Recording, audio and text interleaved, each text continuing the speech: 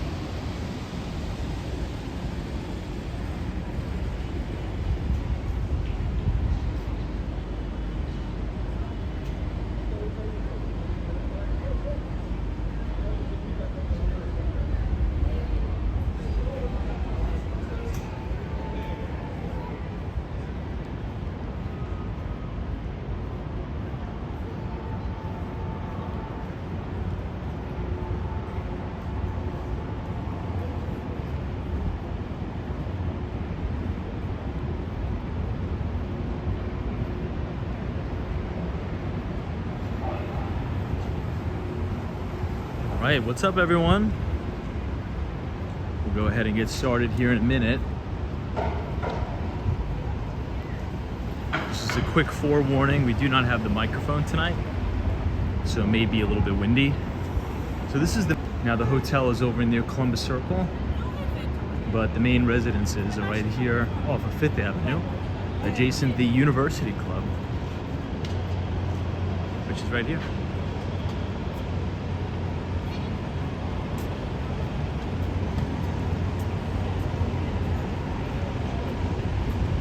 Unfortunately, it's covered in scaffolding.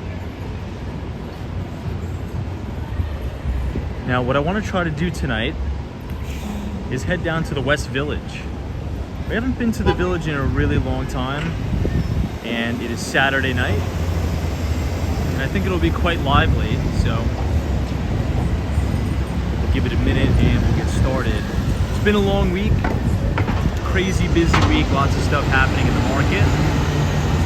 So today, we'll just kind of take it easy, take a break, and walk around the city and explore what everything has to offer.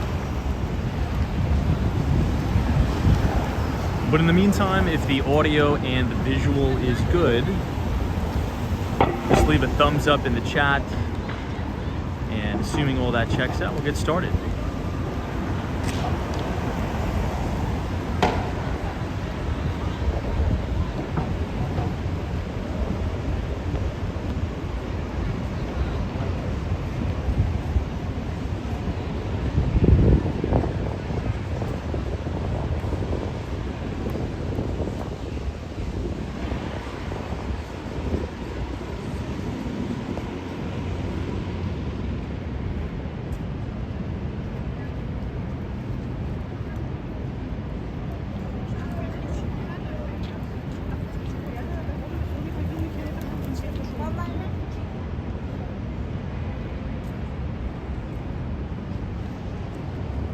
So I figured maybe we'll head over to 8th Avenue and then we'll head all the way down to the Village and cruise around MacDougal Street. See? But first, let's see who we got in the chat. I see Rhonda. What's up? All right, M883 is out of here. Sunshine after rain. What's going on? New England Crypto, good to see you as always. Hope you're well. Alan, Michelle, Henry, Doc7. Cheers to you, my friend. Always a pleasure. Joe Ratz. Hey, Leanne says hello from Midtown. What's up? Hopefully you're having a good weekend so far. I had a pretty good day. I'm not sure if anyone did anything interesting, but I spent the vast majority of the day in Brooklyn at this restaurant called Tong, T-O-N-G. I think I've recommended a Thai restaurant before to everybody on the broadcast. It's on the Upper West Side of Manhattan, and it's called Sen, S-E-N-N. So if you're thinking about, visiting New York this holiday season and you need a place to go eat, I'd say go there first. It's on the Upper West Side of Manhattan, 83rd Street. But my friend owns the restaurant, but she also just opened up another restaurant in Brooklyn, maybe about 3 years ago now. It's called Tong, T-O-N-G. It's unbelievable. The way you get there, you have to take the L train, and you take the L to Jefferson Avenue, and it's probably about a block, maybe 2 blocks. I want to say a block, maybe 2 blocks away from the Jefferson Avenue train station off the L. It's an amazing, amazing place. So I was kind of hanging around there today, and I am extremely full. Let's just say that.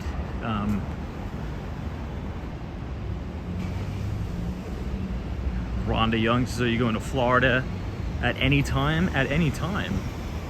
I should be there next week, but I don't know. It looks like we're gonna get another storm. So I was watching the weather, and it appears like you're gonna have a big storm come from the Gulf and sweep over Central Florida to the West Coast or to the East Coast. So we'll see. I mean, we just had Hurricane Helen, and it looks like yet another big storm is brewing. So fingers crossed, who knows? Larry Adams, what's going on? Good to see you. Let's try to avoid all this scaffolding here.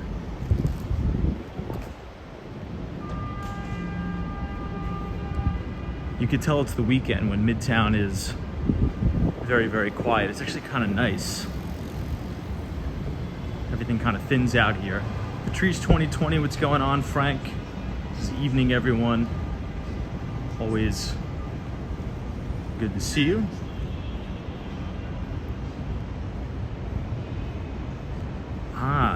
BMST just did a half lap around Central Park, grabbed some Mama's 2 pizza, the buffalo slice, love that.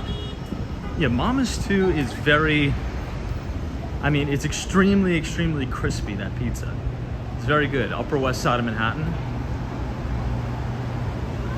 Hey, Scott. Hey, Tom, haven't seen you live in a couple of months. Good to see you again. Good to see you again, too. Welcome back. Last week was crazy. Lots to talk about. I mean, we covered the GDP revisions to the upside. What are you vlogging? We covered the, what else did we cover? The ISM manufacturing numbers. We covered the ISM services numbers. And equity markets pretty much at all-time record highs, with both China easing in a major way and the US. See, now that we've kind of gotten away from Park Avenue, you're gonna start to see some of the foot traffic pick up. I've never been to this spot. If I'm ever gonna go to a food truck, something like that, I usually like to go to Adele's Famous, but this one looks pretty good too. I mean, look at the line. And this is right outside Newburgh or Berman. Michael G says SNL tonight. Oh, that's right. We saw that yesterday, everyone lining up to try to get tickets. Joe C, what's up? Says, hey Tom, haven't watched you in 2 weeks, been busy. Hopefully the busy work has turned out into a success, but always a pleasure to see you in the audience. Hope you've had a good weekend so far.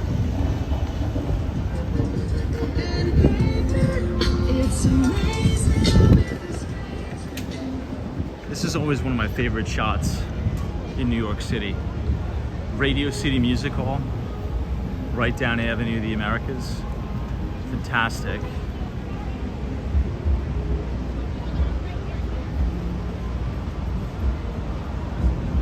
Very iconic New York shot for sure.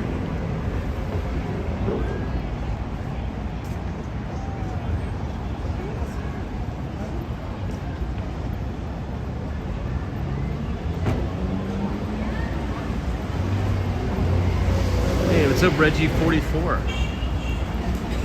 Let's try to cross over to the west side early. There's probably gonna be less traffic as we try to head down to the West Village.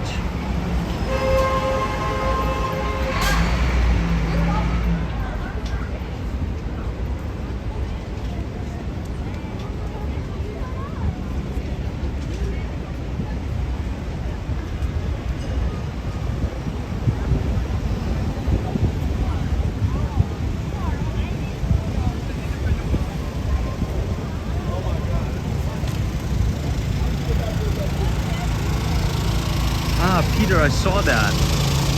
So Peter, you're a Vanderbilt University alumni, right? So you must have been pretty happy about that. The last I saw, they were taking the goalposts down. Who did they play? Vanderbilt and Alabama, I think? Where is it? Yo, I want to go to Japanese supermarket. Hey, TK Porsches, wish someone could explain why people find riding around in those noisy, crazy pedicabs. Yeah, I know. Not a huge fan of those guys. Not a huge fan of those guys at all, frankly put. But, you know, the city has really gotten very, very strict with cracking down on a lot of those pedicab guys. Peter says, yes, I graduated in 1982, so I didn't see them beat Bama in 1984. Wow. Yeah, Vanderbilt was awesome when I went there, which was only for a weekend, but because in downtown Nashville, you have the AT&T Tower with those two prongs at the top. My meeting got canceled, so I really didn't have anything to do. So I just kind of walked around the campus of Vanderbilt University, and it was a huge eye-opener for me because, you know, I went to school here in Manhattan, and there's no campus. It's not like a college. It's just you report to a big office building, and you know, if your classroom's on the 3rd floor, you click the 3 button on the elevator and you go to class. But Vanderbilt, the campus was so expansive.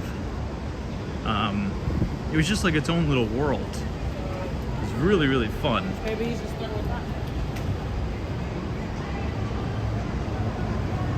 Yeah, Peters's Vandy campus is 350 acres.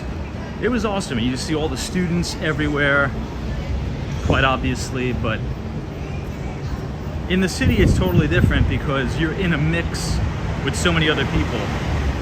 But when you're on an actual college campus that physically has a campus, everyone is the same age, you know, give or take 3 to 5 years. I can imagine how fun it can be, for sure.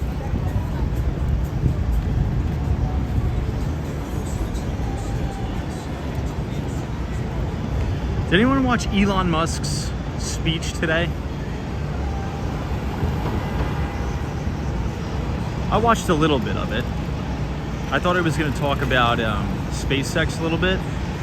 He didn't. He was just kind of pretty much all politics, which makes sense. I mean, it was at a political rally, but I don't know. I tuned in for a little bit. I wanted to see what Elon had to say. I thought he was going to, I don't know, maybe drop some hints about SpaceX or something, but Joe says I watched, it was very good.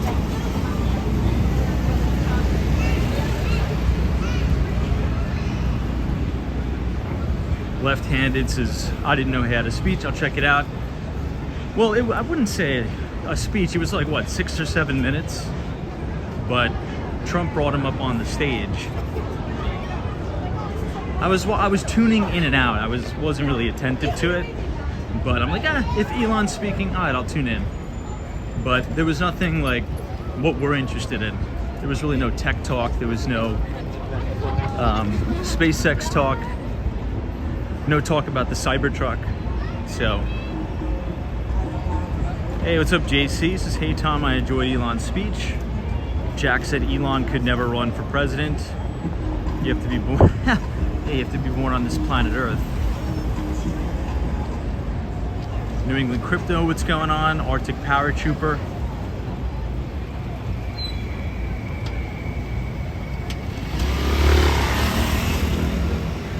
Maki says, I actually prefer the city vibe coming from South Carolina alum. I feel as if wherever you're from, you kind of prefer the alternative, if that makes sense. Just because it's whatever you're not used to.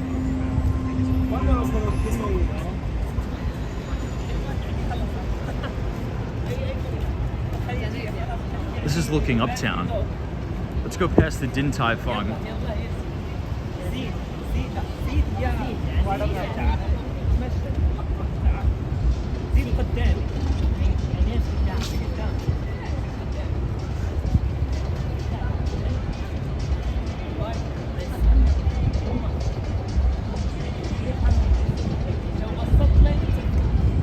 Din Tai Fung. But you know, as I was saying at the very beginning of the broadcast today, for anyone who's watching that loves Thai food, if you really, really love Thai food, you got to go to this place in Brooklyn called Tong, T-O-N-G. The closest train stop is the L train, Jefferson Avenue. The place is unbelievable. I think it has a Michelin star. My good buddy owns it, just in full disclosure. But check it out. And try to go before it gets too cold, because it's not too pleasant out there. The neighborhood it's in is very cool. It almost reminds me a little bit of Wynwood, Miami. Very artsy vibe. There's a lot of pop-ups, lots of, you know, graffiti, but not, you know, the graffiti that's kind of, I would say, the illegal graffiti. It's more of, you know, showcasing different artists, local artists in Brooklyn.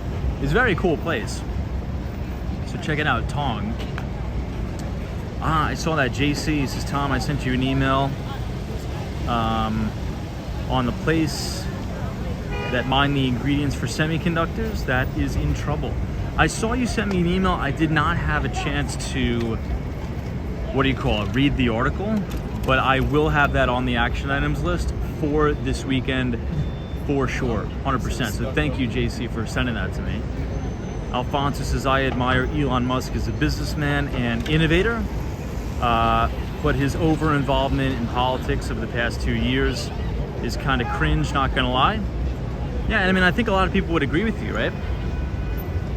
I mean, there's a lot of people that really like what Elon is doing as it relates to, I mean, really just changing the world or taking us out of this world, quite literally to Mars. But people are like, you know, the political side of the house, let's cool it a little bit. I get it. I mean, I would say, generally speaking, I align with Elon's takes on most things, but I also am, I would say, rational enough to understand why people don't like him. You know what I mean? So I personally align with with most of what he stands for. But I think the, how do I say this? Kind of to Alfonso's point, the frame, right? The over-involvement, the frame, the kind of preachy tone. I totally get why people don't like the guy. I understand.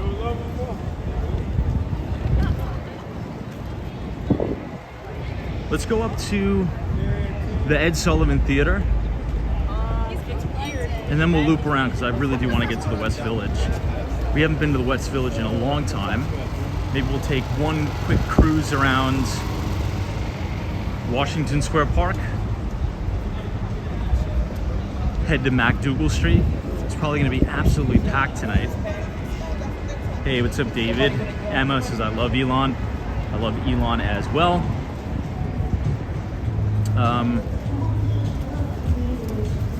Yeah, I always said, when it comes time for me to buy a car, it'll probably be a Tesla. Assuming the prices for the Cybertruck comes down, maybe I'll get a Cybertruck, but I think the Tesla Model X is makes the most sense.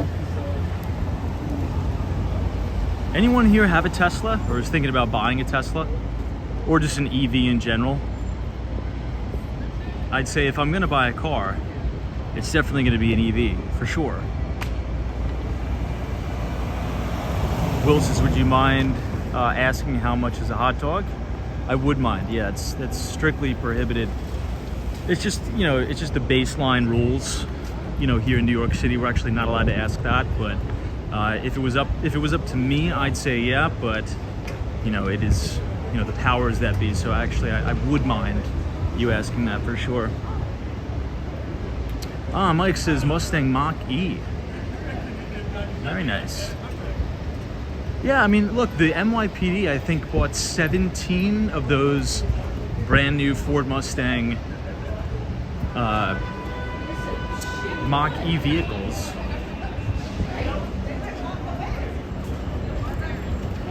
Josie's, are you talking about the hybrid vehicle? It's spelled wrong.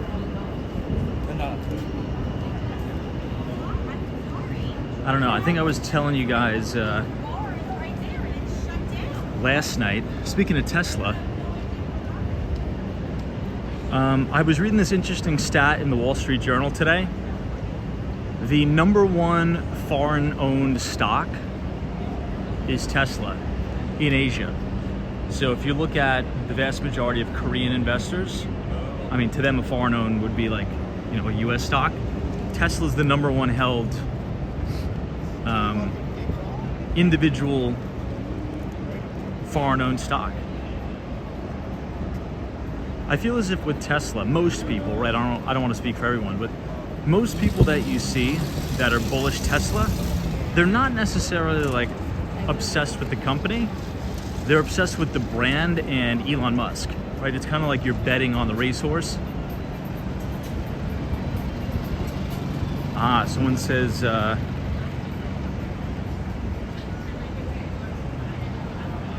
Porsche Taycan. Those are now EVs, right? Porsche's starting to come out with their line of EVs. Also, Rolls-Royce.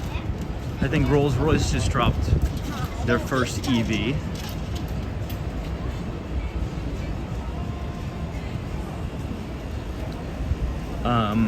But there's this really cool video on X. I don't know if it's fake or not. Some of you actually sent me an email last night saying it may be fake. But if you park your Tesla, right, let's say if you go shopping, you go to Walmart, you go to Costco, you know, wherever you're going, and you park your Tesla, there's 2 Teslas right here. You park it in the parking lot, you go food shopping, you could go on your app, here's another Tesla. You can go on your app and actually call the vehicle, and the Tesla will pull itself out of the space and drive to you and pick you up, kind of like a chauffeur. And I guess you get that with the new software update.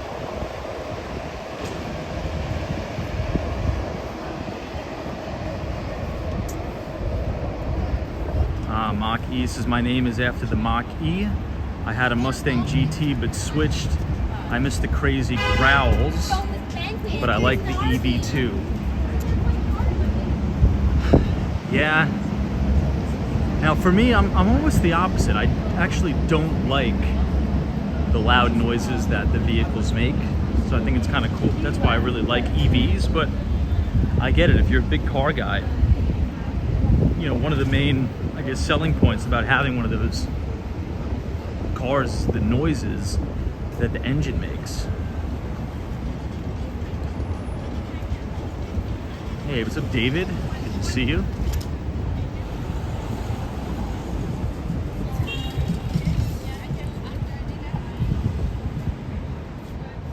Let's go over to 8th and then head down.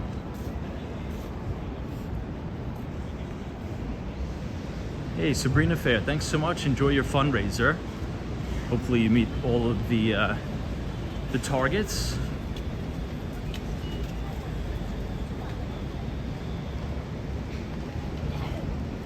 That's a good point, Michael G. This has got to be on high alert with the EVs when you're riding your bike. But Tesla has, you know, some of the most advanced sensors.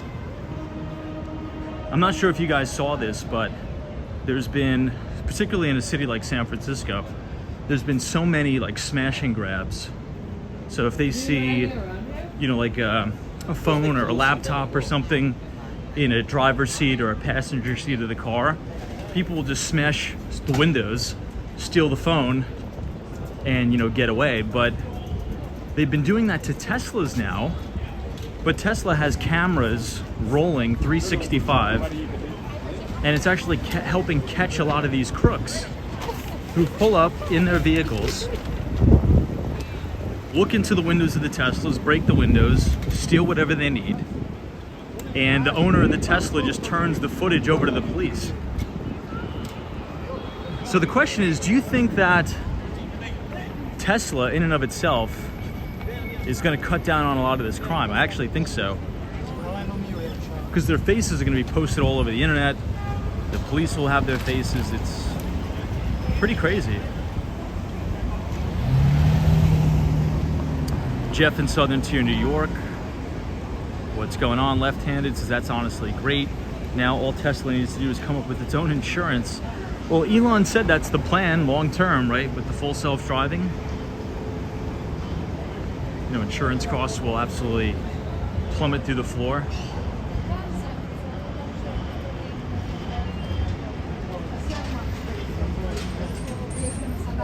All right, this is 8th Avenue now. This Dave's Hot Chicken place is supposedly really good. I've never been here. Joel PM says GM should market a full self-driving Trans Am concept. Knight Rider edition. Hilarious. Hey Lee says DAs will not prosecute. Dr. Murray Hill MD says pictures of their faces don't matter much if getting arrested doesn't have consequences. Yeah.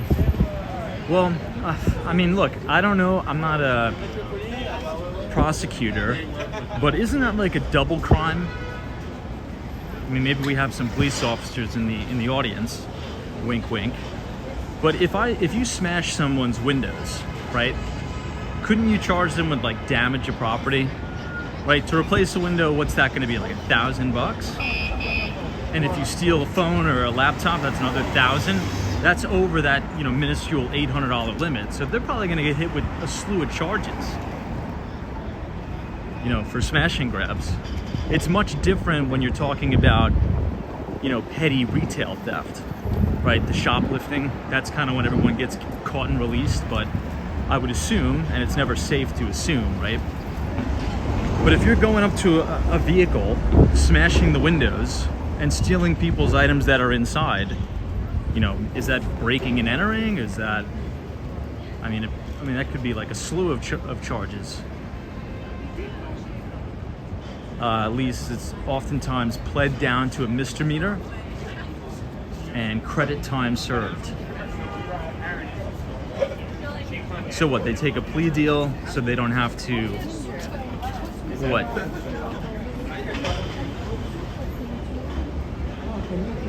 TK Porsche says the crime would be burglary.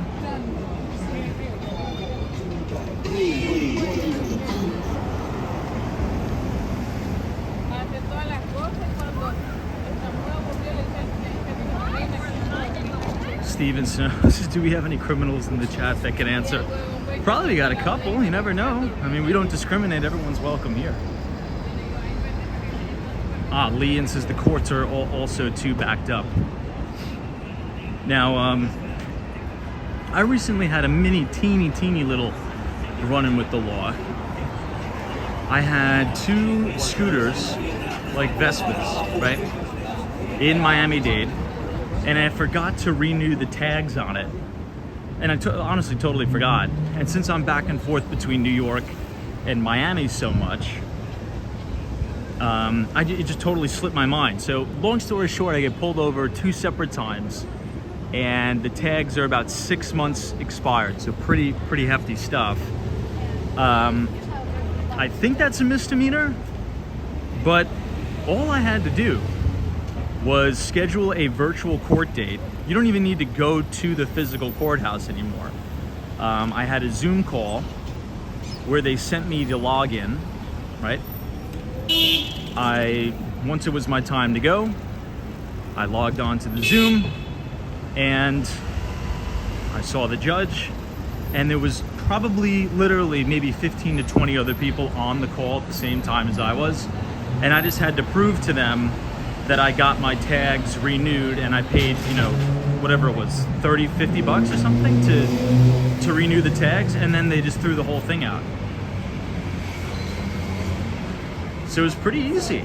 I mean, you know, I said, hey, I went to the tags place on Normandy Shores in North Beach, Miami.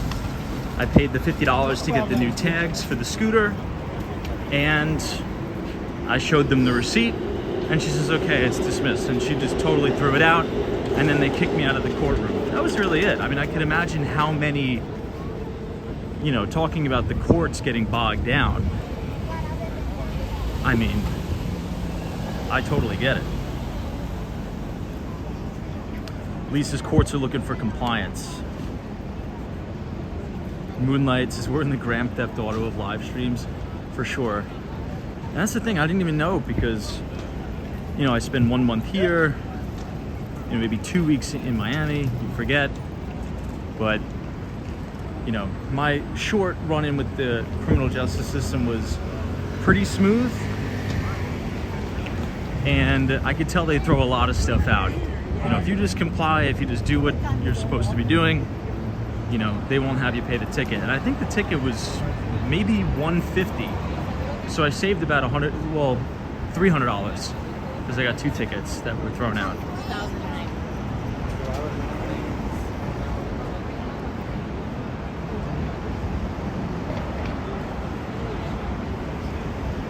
I always like reading about those wild stories. I'm not sure if any of you have heard of these stories before, but some people don't realize they've gotten tickets before. They totally forget about it, and then 3 or 4, maybe even 7 years later, they have some obscure warrant out for their arrest for a ticket that they didn't pay. I think that's my biggest fear, getting pulled over and the cop's like, hey, you have an outstanding ticket that you didn't pay from 7 years ago. Now we have a warrant for your arrest. And you got to go down and get booked like a criminal. It's crazy.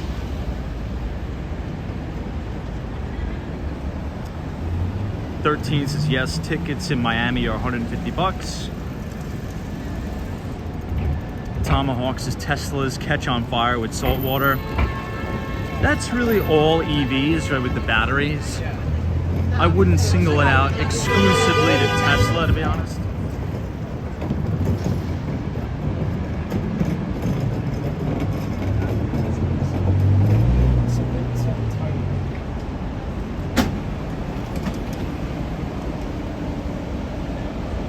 Yeah, Mark Francis 076 says they'll throw you in jail for not paying tickets.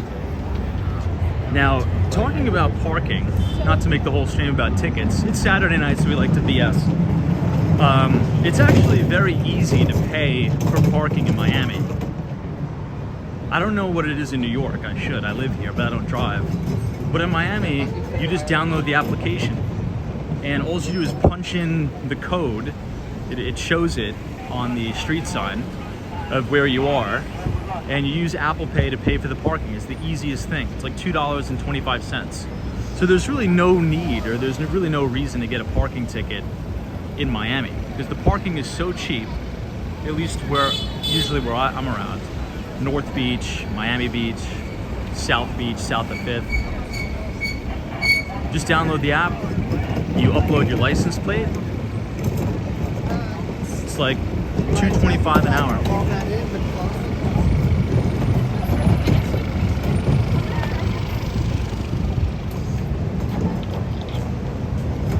But I will say this, if you are, what I've noticed is right around maybe 67th Street, all the way up to, I'd say, just before Surfside, if you have a Vespa or a scooter, they never, ever, ever ticket. Ever. Almost ever. Surfside, you're probably gonna get towed for sure. And Bal Harbor, you're 1,000% guaranteed you're gonna get towed, even if you let the meter run over like 30 seconds.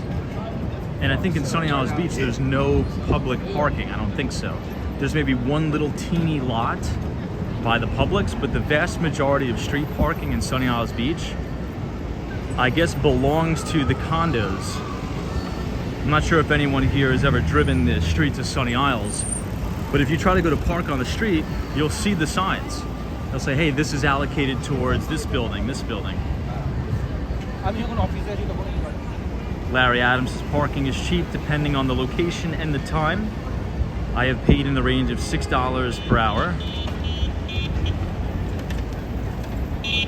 Joel PM says Murphy's Law says you get nailed for those tickets.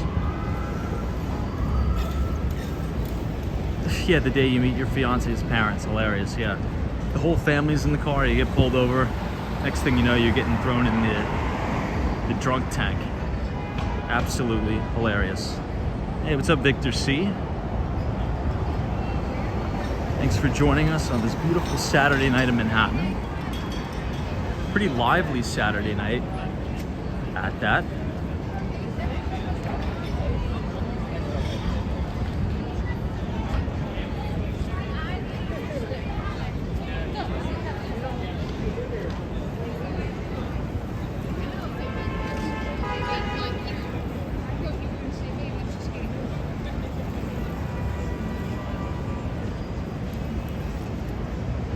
There's this other really good spot I was going to tell you guys about.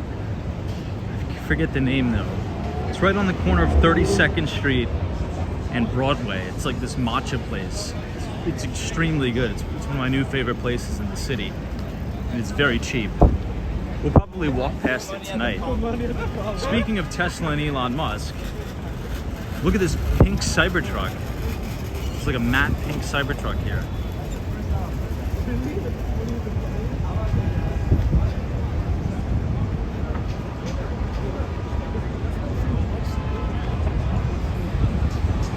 Damn. Thumbs up or thumbs down on that matte pink Cybertruck.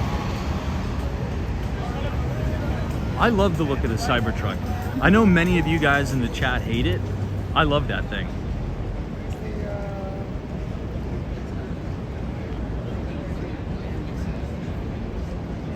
I wonder how much it would cost to fully kit out the Cybertruck with bulletproof glass. See how we feel. Now, I was watching an interview with Elon, and he said if we kit it out with bulletproof glass, it's impossible to roll down the window. That thing is literally like a tank. It's like you could put a turret in the back and the thing is like a tank. Yeah, Dale, you don't like it. Diana, yeah, not a lot of people like it, but as we always go over, it's like a marketing.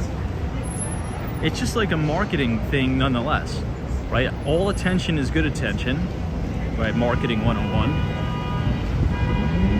And even the people who hate the thing talk about it, especially when they see it on the street.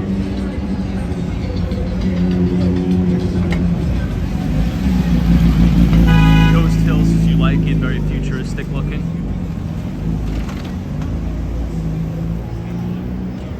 Hey, yo, Charles, what's up?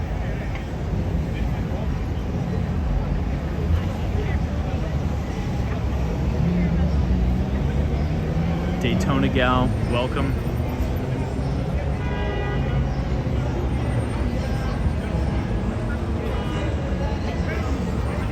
So I was out in Flushing, Queens, and this was really late. I got home, I'd say maybe 2:30 a.m. and the NYPD was making this probably the biggest bust I've ever seen on those illegal mopeds. So we have a big problem in New York with the illegal mopeds. A lot of the new migrants purchase the mopeds. Obviously they can't register the vehicle, so they just kind of drive them around. There must have been 15 mopeds getting seized in Flushing, Queens. Now the reason why I bring that up is because oftentimes, well, not oftentimes, pretty much every time I'm in Miami riding around on my little moped, I get stopped for something, right? For something, which is they're really just trying to find a reason to stop me. And this one Bal Harbor cop, he tells me, well, first he's like, hey, is this yours? He's like, where's, give me your registration, let me see it.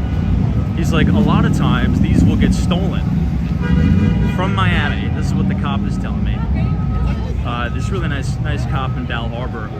He says people in Miami will steal the mopeds from Miami and ship them up to New York to give to these migrants to do the Uber Eats, DoorDash, and all that. And I was thinking about it, and at first I'm like, oh, that kind of makes sense. But then I'm like, don't really understand it, because that feels much more expensive than just getting it yourself here. I mean, stealing it from Miami and shipping it all the way from Miami, Florida to New York City to do the DoorDash and Uber Eats. I was looking into it further. Apparently there's a whole underground market where you'll have like this one kingpin guy, right, that owns, quote unquote owns, let's say 50 to 100 of these stolen mopeds or Vespas from Miami, Florida. And they'll rent them, right, physically rent these mopeds for cash to the migrants to do the DoorDash and Uber Eats.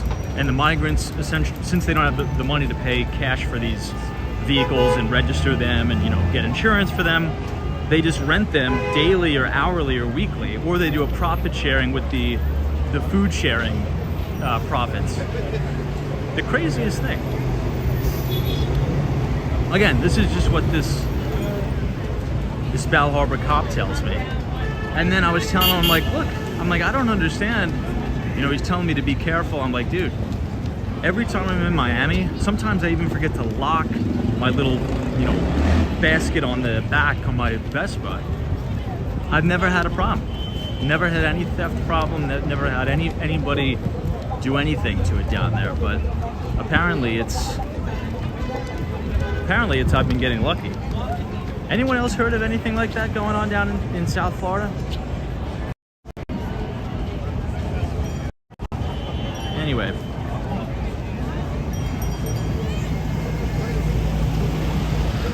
Stevens is just banning the mopeds. Are you guys going to? I like them. I think they're a good way to get around.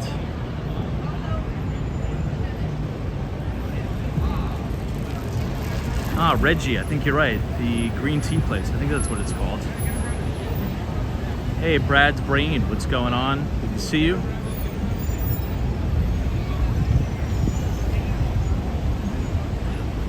So is baseball in preseason or in postseason now? Is it the playoffs? I'm seeing a lot of comments in the chat that the Yankees won. You know, if the Yankees are in the playoffs, maybe I should look into actually going to a game. I haven't been to a Yankees game this year. The summer just totally flew by and I've never went to any sporting event.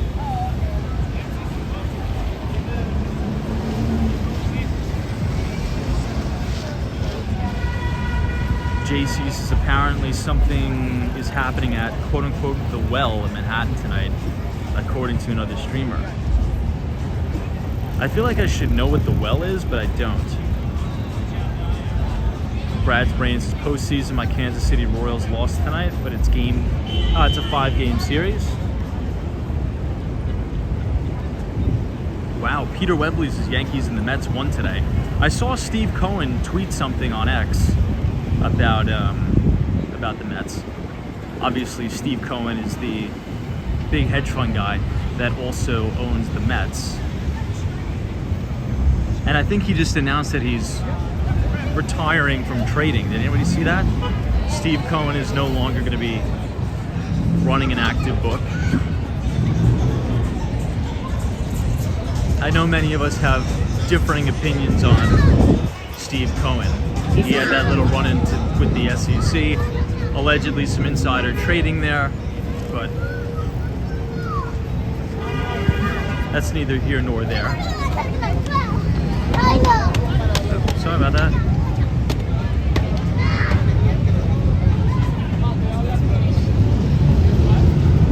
This is the Row, New York. This is the largest migrant center in the city, and it looks like we're getting maybe a few more migrants coming in from these buses.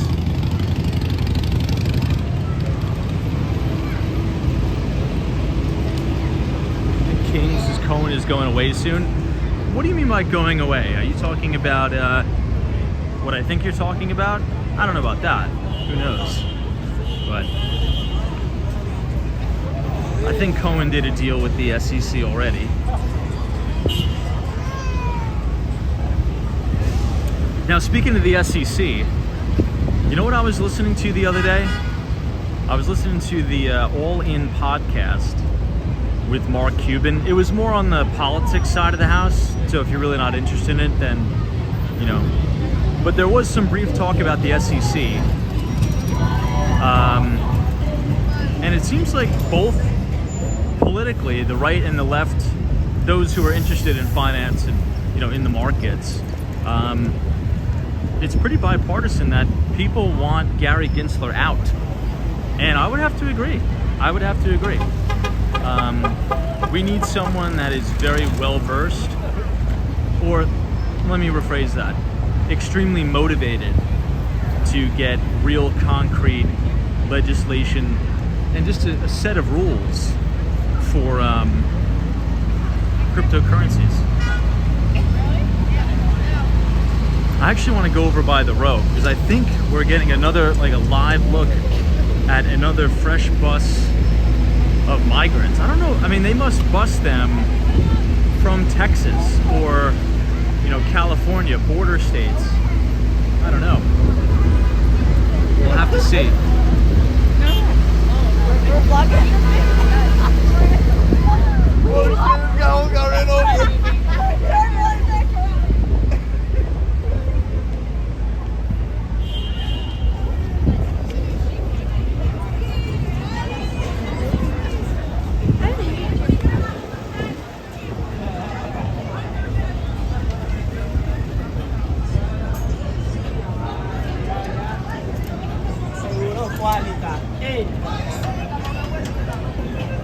Well, Cruz, I don't know if I would want to use my Bitcoin at places, right?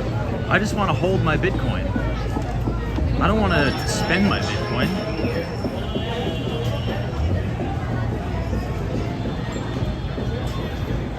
Wow, trade brigades. It's busy Saturday night. Just got back from a walk through the Capitol. No recession there for sure. Same thing in New York. I mean, wild. Now, trade brigade, I know you probably saw the ISM services print, highest in 12 months. So the service sector in the US economy is firing on all cylinders. The jobs report yesterday was monstrous, but it's true that the vast majority of those jobs were government jobs. But you know, the point still stands. If you look at a lot of the data, I mean, we had GDP revised up to 3% annually. You know, people are out spending. Now, talking about like from a stock perspective, right? I mean, Visa, MasterCard, American Express, all of those companies are trading near highs. But anyway, yeah, for those of you who don't know, this is the Row NYC. This is one of the largest migrant hotels in New York City. And these are the buses where they come. So they'll be bused from, I think the governor of Texas will send these buses and they'll essentially bus them from the border and they arrive here. And this is one of the main, I should say one of the largest intake centers for the migrants.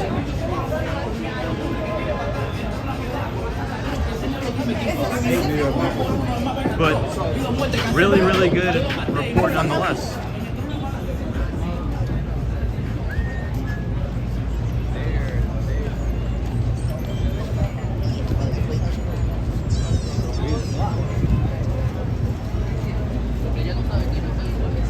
Trade brigades, even with 50K downward revision, oops, the number will be a 50K beat for sure.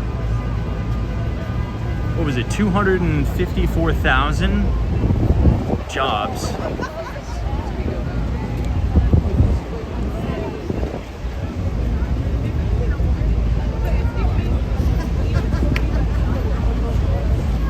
We're gonna try to make it to the West Village tonight.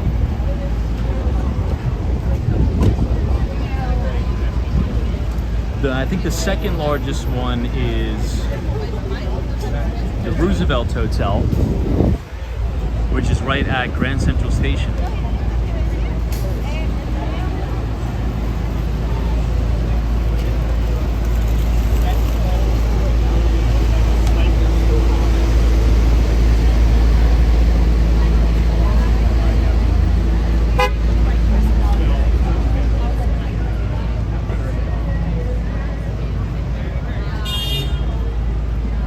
JC says I agree. Well, I mean, look, if you look at it on face value, right, it's really not the migrants' fault. It's the government's fault. It's our own fault, right? It's the federal government's fault and it's local government's fault for this, right?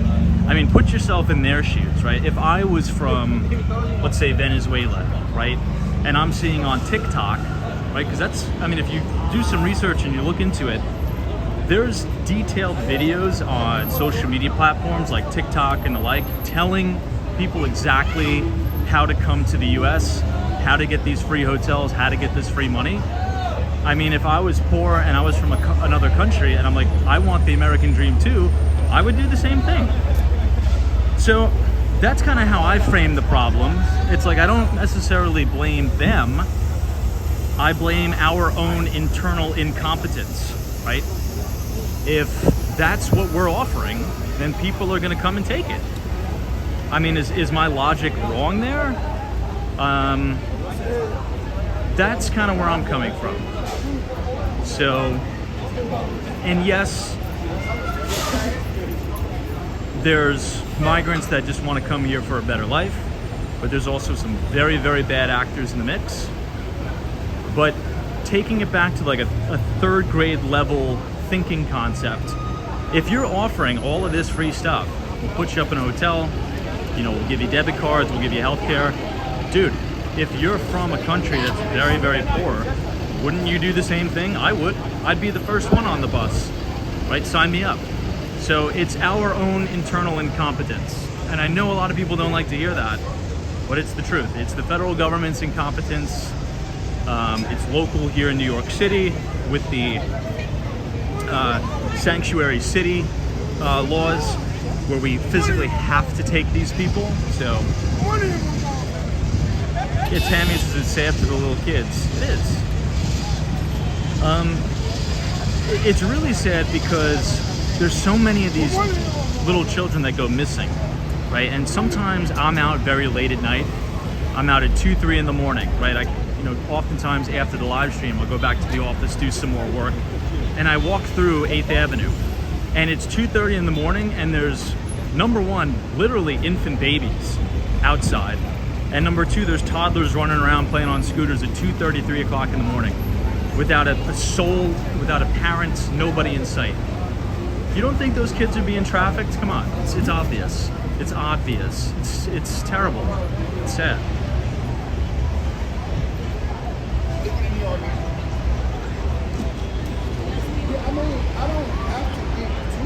So that's kind of my take on the situation.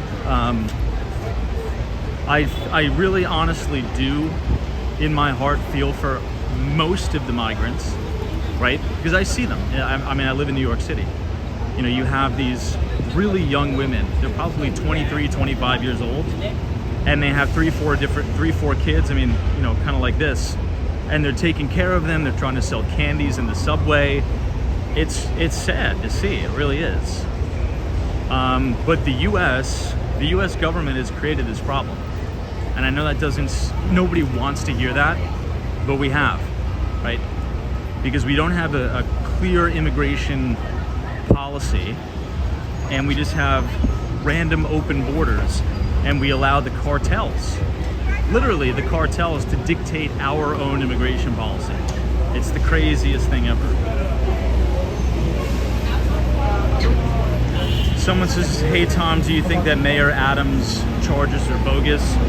I don't know. I mean, we live in the United States of America, so I truly fundamentally believe in innocent until proven guilty. And that's coming from a person who would never vote for Eric Adams in a million years, right? I'm a conservative, more like right-leaning Republican. Oh, look at this Tesla taxi. And Mayor Eric Adams is the exact opposite of that.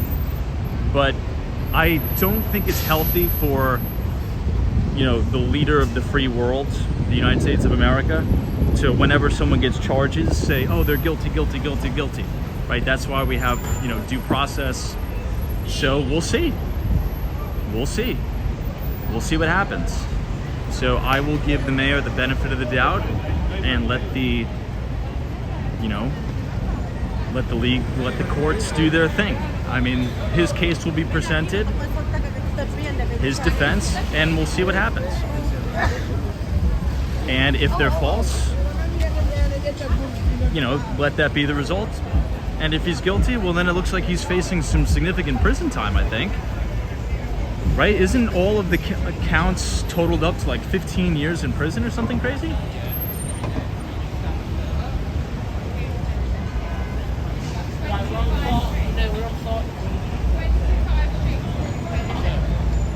This is the Port Authority bus terminal.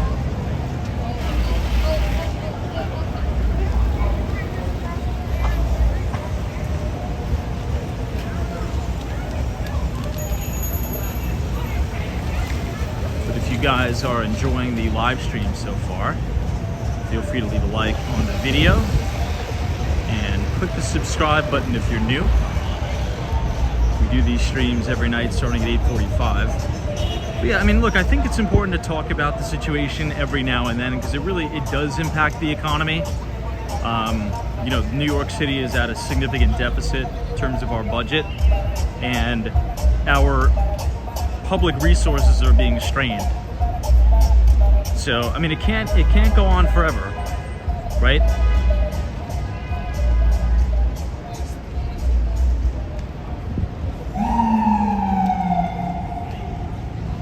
But what and not to sound like I'm repeating myself, but I think what most non-New Yorkers don't understand about the whole situation we have going on here is that we physically have to take these people, right? New York City is what you call a sanctuary city, and Mayor Eric Adams inherited those policies. This guy should probably get out of the bike lane. Oh. So we physically have to take them, right? So until we change and get rid of the sanctuary city status, this will go on forever. That's the fact. This will go on forever, and we will all be forced to pay for it. And it not only endangers New Yorkers, it endangers the migrants, right? I mean, think about, I was watching some of these interviews on CNN, Fox News, even some of the independent journalists in New York City. Go ahead and go on Twitter or X and watch some of the interviews of people interviewing these migrants. I mean, guys, they travel thousands of miles, and oftentimes they walk the majority of the way. And they do it with little kids through the most dangerous, cartel-controlled places. Like that is, we are endangering those people, in my view. Right, not to sound like I'm trying to throw all of the blame on the United States, right? That's not what I'm trying to do, but I'm being a realist, right? If that is the policy, if we will take you from the border and bus you to all over different cities, put you up, house you, clothe you, feed you, everyone's gonna do it. And the journey to the United States is very dangerous. It's not like, they just take Spirit Airlines or Delta and they come to the US. Like, this is a very dangerous journey, okay? So it's not only dangerous for us, right? I think that side of the story is covered a lot on the mainstream media, but it's also a very dangerous journey for the migrants. Why? Okay? And that makes the cartels richer than ever because they extort a lot of these migrants and manipulate them and lie to them and deceive them, oftentimes kidnap a lot of the young women and quite literally sell them into sex slavery, child sex trafficking. It's terrible. What's going on is absolutely insane. It's disgusting, but that's the reality of the situation. And it's quite obvious that it's going on. To kind of, the last piece I'll say on this, my family's been in New York forever, and I'm talking about literally forever. You walk some parts of Queens, you walk some parts of, particularly, I've been spending a lot of time recently in Flushing. You go to Flushing Main Street after midnight, the entire thing is a big prostitution ring. I've never seen it like that ever before, ever. Like, literally, you walk every corner, it's just prostitutes on every corner. And let's just say some of them don't look of age. Let's just say that. It's the most insane thing. Now, is it causation correlation? Or do we think that some of these people that are I would say they're probably being forced into this, standing on the corner in parts of Woodside, parts of Flushing, Queens, the big red light district. I would say all of this is probably intertwined. Okay. Because a lot of them, which you also have to understand, is they have to pay back the cartels for bringing them here to the border. Now, anyone in the audience from Queens or from Flushing, or who's been to Flushing, Queens recently, that maybe has the same take or a different take, because I've been there probably for the last week, and that's what I've been experiencing. It's very, very eye-opening, and it never used to be like that ever. Ever, ever, ever. Never used to be like that in Flushing.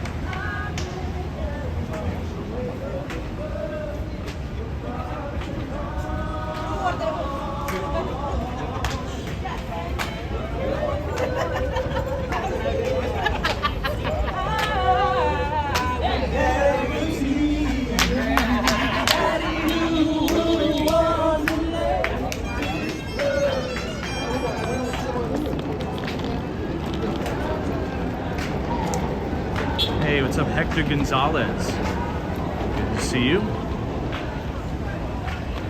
It says Bronx. I don't really spend too much time in the Bronx. I used to spend a lot of time there. I used to work right off the Grand Concourse up near Bronx Science.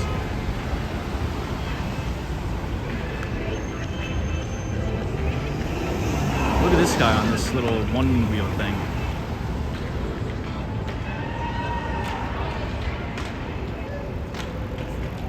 That guy had wings on. Rebecca says there seems to be more women and children in America's migrant crisis than here in Europe, though. That's an interesting observation. Where in Europe are you from?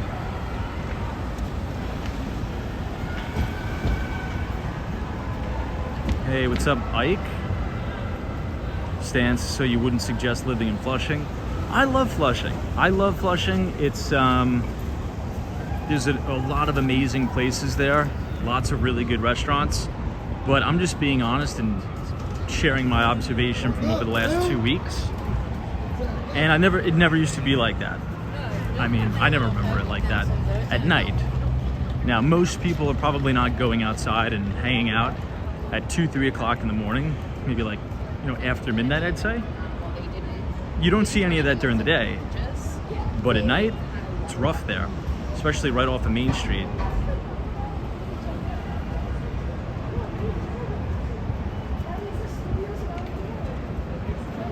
I think Dock 7's is where the police... Well, to be fair, last night, I saw, I think I already said this early in the stream, one of the largest moped busts ever. It was right there in Flushing, Queens.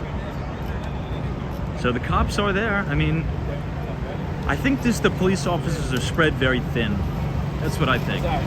Because it seems like once they come and clean it up, you're good for maybe a month, maybe 2 months, and then it comes all the way back. Maybe another interesting comparison could be, I'd say, Canal Street, if anyone's familiar. I mean, this has been going on in Canal Street for forever, right? So it's nothing different. People selling, the fake bags and stuff. I mean, that's been going on since the turn of time. That's nothing new.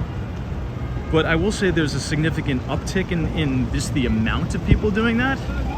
And the NYPD will go in, they'll bust it, they'll confiscate all of the merchandise, and in 2 weeks, there'll be even more people there.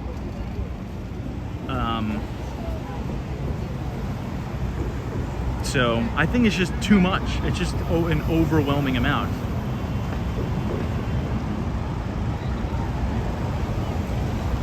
If you look up on, if you just do a Google search, NYPD Canal Street bust, they recently did one of the largest busts they've ever done of those,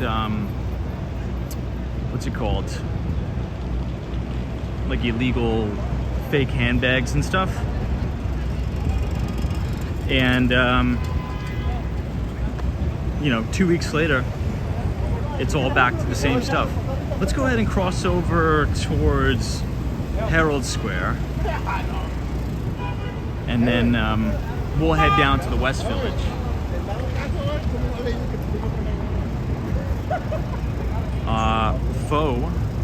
This is Tom. Why are you hanging outside at 2 to 3 o'clock in the morning? It's really not 2 to 3 o'clock in the morning, maybe like 1:32. Because sometimes, not all the time, after we finish streaming around 11, I go back to the office, I do some work, or if I'm trading Korea, you know, I'll stay up for Korea trading hours a little bit, because I'm up anyway. And here's the interesting thing about doing the stream at night. We usually do these live streams 8:30 to 10:30, right? Give or take. Sometimes I start later. But once after I do the stream, I can't sleep.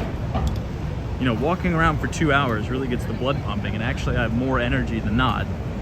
So I'm like, you know, I won't waste the energy. I'll go back to the office. I'll make use of it. And then, you know, by the time I leave the office, it's 1:30-ish. Sometimes, not every day.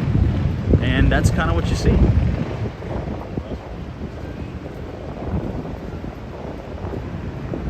And I will like to be clear. This is not everywhere. This is just in some small pockets, I should say. It's not everywhere at all. Just in some very, very small pockets. No, Peter, I didn't. This is Tom. I watched the New York City Korea parade today. I didn't even know there was a Korean parade.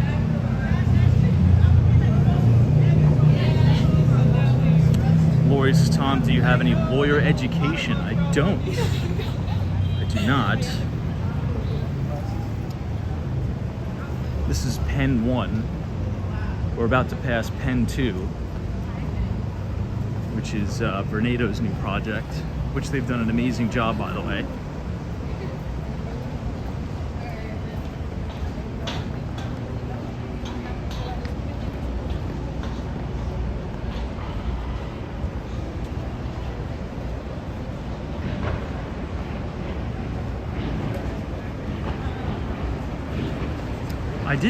You know what? I was at the Korean Cultural Center today, though. There's a brand new Korean Cultural Center on 32nd Street, right at the 6 train entrance, which is pretty cool. Maybe we're close to it, maybe we'll walk by it.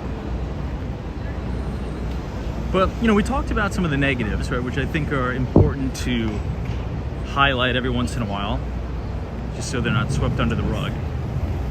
But the city is making significant progress in other areas.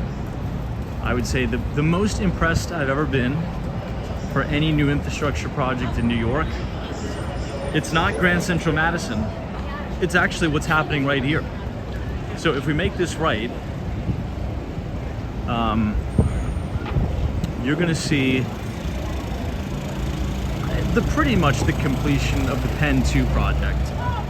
And this area used to be not the best in and around Penn Station, but now it is really, really great. The sidewalks are expanded. Everything feels really open and airy, like very, very, let's just say not like it was before.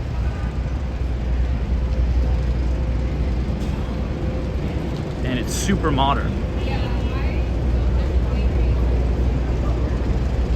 And they're actually signing a lot of new leases here as well. I think Major League Soccer just signed a significant lease here. This is the brand new entrance to the Long Island Railroad. You can get the LIRR 123 AC and E trains. I mean, this used to be, Penn Station used to be really nasty, and now it's totally brand new. It's awesome. So, progress is happening. We're about to walk to Plaza 33. This is like a black box theater up here. But everything looks super modern. And this is the brand new entrance to Madison Square Garden. Let me zoom out on the wide angle. Doesn't it look super futuristic on the wide angle lens?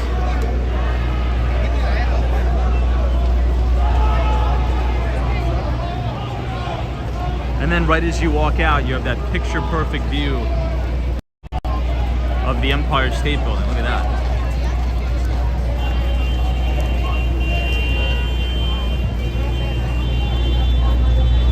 So it's not bad.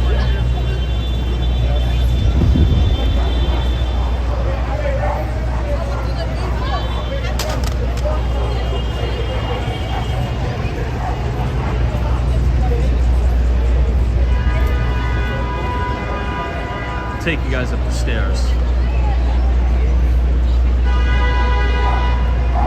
The ceiling is this big LED screen.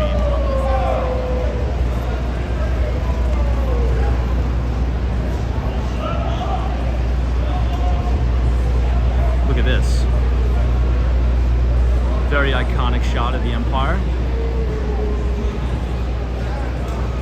You know what? Since we're near Koreatown, let me take you to that spot I was talking about. This is one of my new favorite spots in New York.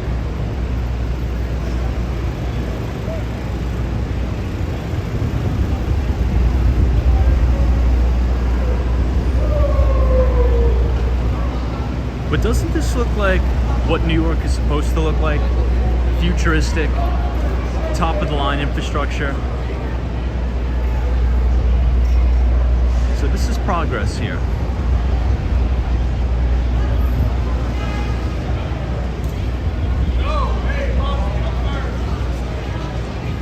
Brad says, so Tom, was Friday a head fake, or are we going to see follow through this week in the market? You know, I don't know, because you know what's a big head scratcher, Brad, that I think everyone should be paying attention to? Is the bond market. I mean, look what Treasury yields did this week. If anything, they went up a significant amount. So most people are like, wow, the Federal Reserve cut interest rates by 50 basis points. That must mean, you know, if I want to go get a quote for a mortgage rate, it's probably going to be significantly cheaper. It's actually more expensive, right? I mean, look at the 10-year Treasury, right? Mortgage, generally speaking, a 30-year fixed tracks or is priced off of the 10-year Treasury.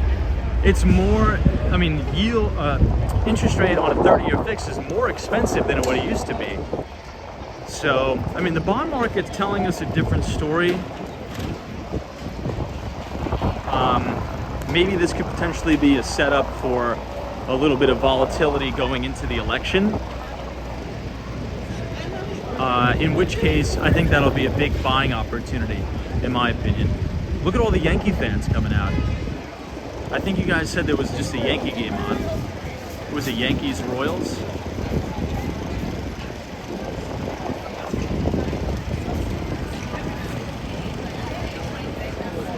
Tons of Yankee fans tonight.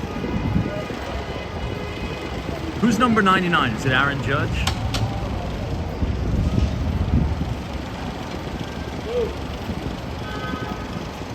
The LT prods some more upside in gold, possibly. Trade Brigade says bond market says watch out for CPI Thursday. Yeah, I mean, Trade Brigade, what's your take on this? Because, let me move out of the way here. That guy's got a nice Jeter shirt. I mean, what's your take on this? Because, you know, to kind of what we were talking about, the Fed cuts 50 basis points, and there's been a lot of people that are like, oh, wow, you know, I'll go get another quote on a mortgage, and it's actually more expensive. Rates have actually been going up. We've had a sell-off in the bond market for the duration, pretty much the entire duration of the week. Trade Brigade, there's also a really good Twitter account to follow. I don't know if you're already following him, David Marlin. He's a prop trader here in New York. Super smart guy. And he posted this, let me see if I can pull it up. He put this tweet on X, and it was volatility, or the VIX, going into the election cycle.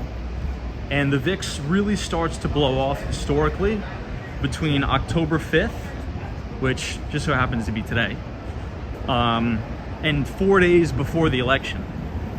That's kind of when you experience volatility, and then you have a significant nosedive in volatility after the election. which kind of goes along with our thesis that everyone is getting so turbocharged and crazy over the politics. I think there'll probably be some short-term irrational moves because, let's face it, if Trump wins, half the country is going to go into panic, right?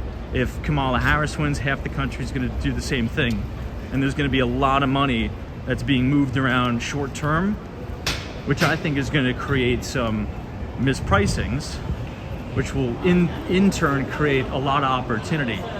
Because again, all of the forward-looking economic indicators are very positive. So I think if we do get a sell-off in the market, I think that's going to be a big buy, in my opinion. But Trade Brigade says, Tom, I'm worried about a miss on the headline number for CPI. Swaps pricing in 0.26, which is around a 0.3. Well, crude oil, where's crude right now? After Iran launched that barrage of missiles at Israel, I really thought crude oil was gonna rally a lot harder than it did. It kind of picked up a little bit of momentum, but over the last month, crude has been pretty tame, you know, right around $60, I mean, right around $70 a barrel. We'll see, maybe the CPI will come in a bit hotter.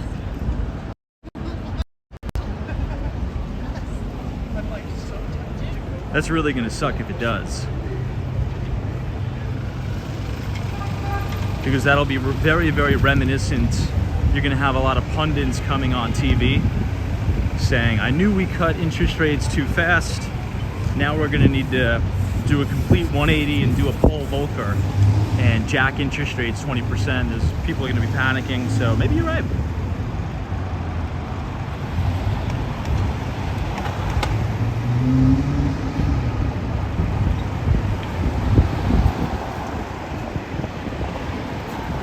Jack, because that sounds great. Half the country will be, what's it called? Up in arms in a few months.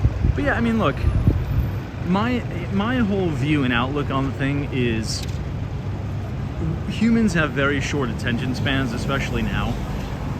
And if you look at all the crazy stuff that has happened over the last 4 years, we've all gotten through it. There's this month, maybe 4 weeks to 6 weeks where everyone freaks out, you know, protesting over the new thing, and then it just kind of goes away and people forget about it. So if Trump wins, you're gonna see protests in the streets. People will probably start to, you know, burn down a few buildings. It'll be fiery, mostly peaceful, but fiery protests. And then people will forget about it. And it'll probably be the same thing if the other side wins, Kamala. You know, you'll have some protests, you'll have fiery, but mostly peaceful. And then, you know, in 6 weeks, everyone will forget about it and just go back about their business. And that sounds harsh, but I mean, is that, I'm not wrong, right? I mean, that's happened in every single major political, racially charged event that has happened in America, right? We cry about the recent thing, and then 6 weeks go by and everyone forgets about it, and then they look for something new. This is the place I was talking about. This is a must go. I can't rave about this place more than I already am. Nana's green tea. Every time I walk past it, number one, it's packed.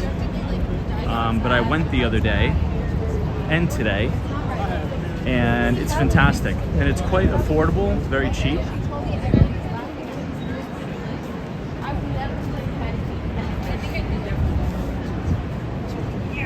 I think I got this one, but this thing is fantastic. And I think it's open late too. I think it's open to like maybe 12/1.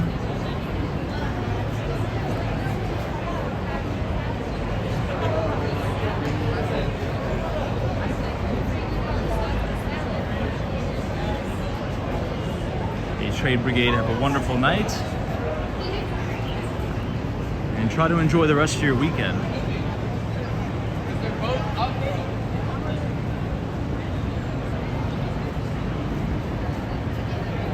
So this is 32nd Street and Broadway.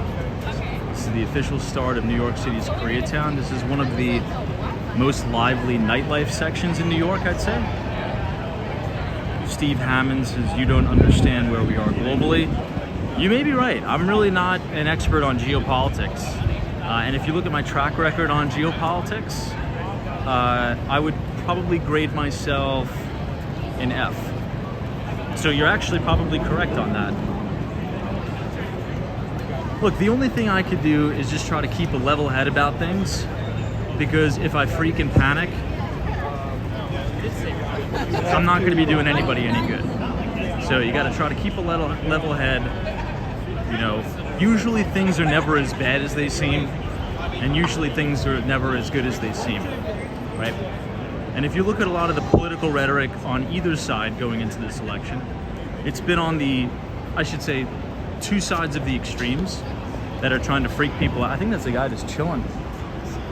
Two sides of the extremes just trying to freak people out. And I think it'll be more of the same, right? I mean, for all of these people, right, saying that if Kamala wins the presidency, capitalism is going to be over as we know it.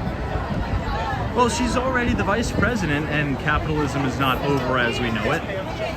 And the reason why I make that analogy is because, you know, the same people will make the argument that, you know, Kamala is not fit for the job because she was the border czar. She's supposed to be taking care of the border, and she's already in office, right? So to use that same logic, okay, well, if she's already in office, wouldn't that mean it would already be the end of capitalism as we know it? You know what I mean? I mean, you kind of have to have consistent logic on both sides. And the same people about Trump. You know, if Trump becomes president, it'll be the end of democracy. I'd like to remind you that Trump already was president for 4 years, and democracy was running just fine. So the overarching point is, you know, turn off CNN, turn off Fox News. It's just going to be another run-of-the-mill election. One side's going to win, one side's going to lose, and America's going to be just fine. That's my bet. And it's quite obvious. Like, if there's people that are so brainwashed by the media that really, really believe it'll be the end of the United States if Trump wins, or it'll be the end of capitalism if Kamala Harris wins. There's real people out there that believe that, which is crazy. But that's just, you know, the mainstream media has, I mean, propagandized people into that extreme. So, unfortunately, that'll create a lot of opportunity for people like us who are level-headed, and we're going to make a fortune over the next 4 years. We really will. Because innovation is not going to stop. Right, we're going into arguably one of the most powerful technological renaissances ever. Right, AI, nuclear energy, Bitcoin, crypto. I mean, this is like the perfect time to be alive and be working age. Quite the opposite of what everyone tells you, where it's the worst time. No, this is go time. Like, this is, you know, this is. You're in Major League Baseball, Yankee Stadium, you're up to the plate, you're about to hit a home run. Like, this is opportunity times 1,000. So, you can either listen to Rachel Maddow and miss out on everything and have nothing. You could listen to Sean Hannity, you know, gloom and doom, miss out on everything and have nothing. Or you could just turn it off and make a fortune and have a really, really good life. That's what I think. Now, speaking about optimism, look at this shot of the Empire State Building. I mean, isn't that just a picture-perfect shot of one of the greatest buildings of all time? Not only in New York City. And look, I'm not taking a personal shot at Rachel Maddow or Sean Hannity. I'm sure these people are great people, but they have jobs to do. I get it. You know, they're in the sensationalism business. I don't have anything against them personally. They're probably wonderful people. I wish them nothing but the best. But their business is sensationalism. I mean, let's just be honest.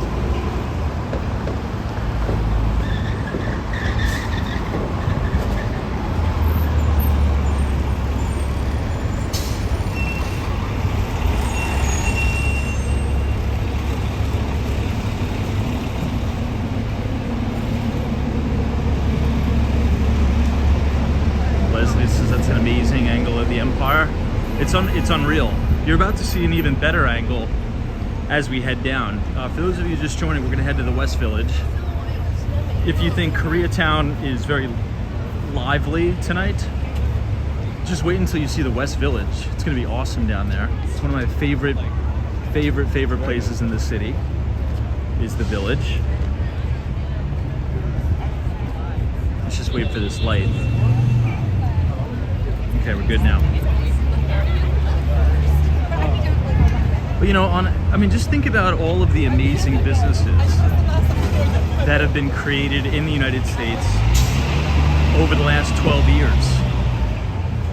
You know, hell, we'll just go over back, you know, the last 20 years that have created so much, you know, wealth and opportunity for everyone. The Microsofts of the world, the Apples of the world, the Nvidias. I mean, it's never going to stop, right? It's going to continue forever. I mean, the cycle is just going to go on. Yeah, you'll have, you know, downturns in a business cycle, but the U.S. is cream of the crop.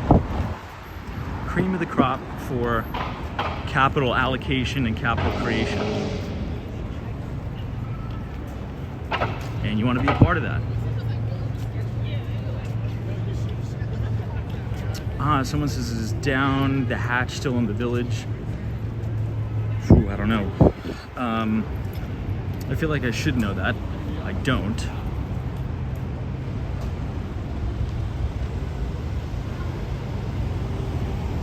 Now, a bummer.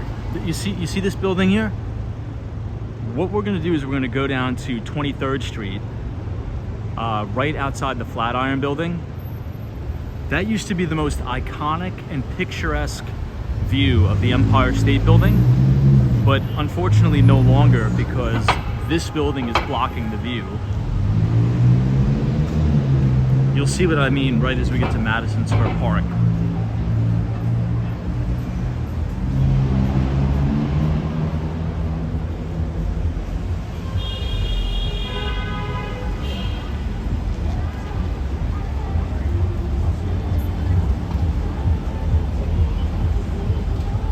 Hey, what's up, TK Porsche? But if you guys are enjoying the stream tonight, feel free to leave a like on the video and click the subscribe button if you're new. We do these every single night, starting at 8:45. Hey, good to see you. Additionally, as a quick reminder, we did send out our free investing newsletter on Thursday. So go ahead and check your email. If you have not received it and you want to sign up to receive all of our free research every other Thursday, feel free to scan the QR code on the screen and punch in your email, and it'll take you right to our Substack. So if you enjoy the live streams and you want to support the channel for free, just sign up for our Behind the Street newsletter, and every other Thursday you will receive all of our research on the financial markets. So if you miss a live stream, you miss a conversation, we sum it up in a brief 1,500 to 2,000 word piece sent directly to your email box every other Thursday. Let's turn around and see the Empire from here. Look at this building. This recently went under a brand new restoration. Look at how that building pops. Beautiful, beautiful.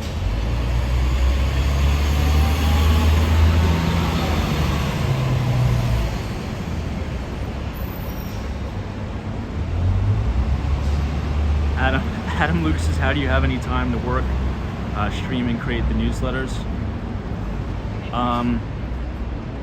You know, to be honest, with the newsletter, all the notes that I take throughout the week is probably over 10,000 words. So it's very easy for me to kind of whittle it down to 1,200 words. So like articles I read throughout the week, I'll take notes on like my notes app on my phone, or I'll, you know, just try to find maybe 30 minutes in the morning to write. I was watching this interview with Bill Ackman, and many presidents, former presidents have said this, same thing. One of the most important skills that you can have is being a good writer, being a good interlocutor. So just sit down, and you can write about anything. It doesn't have to be business. Maybe you like writing about, gardening. Maybe you like writing about food. Just sit down and just write for 30 minutes a day. Just like force yourself to generate ideas and just write. And over time, you'll become a better writer. And that's what I'm trying to do. So if I can consistently put something out that other people read, I'm essentially going to get free feedback, right? And people do respond. They're like, hey, Tom, you have a bunch of typos here. Hey, this doesn't make sense because of this. And you get a lot of feedback. And over time, that compounds. And it's very helpful for me. So selfishly enough, right, it may seem like I'm being so, generous, but honestly, you guys are the ones that are being generous, right? You guys are the ones that are reading it and, trashing it in a nice way, saying, hey, this is not good, and here's why. Here's 2 articles countering your point. Or just say, hey, Tom, this grammar sucks. Like, what are you, a 12-year-old? And then I correct it. But sometimes there's really nice people that say, this is really good. You know what, let's make a detour through Madison Square Park. I don't think I've taken you guys through the park in a long time. I don't even think I've been through this park in a really long time.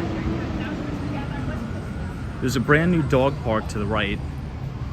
They probably turned the fountain off for the, what's it called? For the season. Let's check out the dog park though. Very quiet.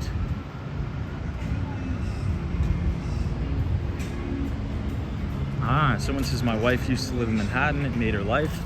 Manhattan's an awesome place to live.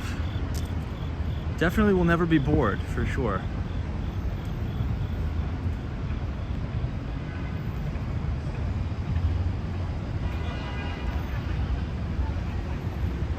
And right in front of us is the Flatiron building that is now going to be converted into condominiums.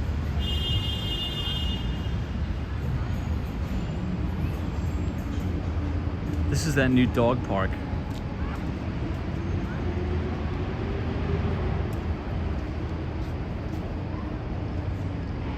Closed for cleaning 6 a.m. to 6:30 a.m. daily.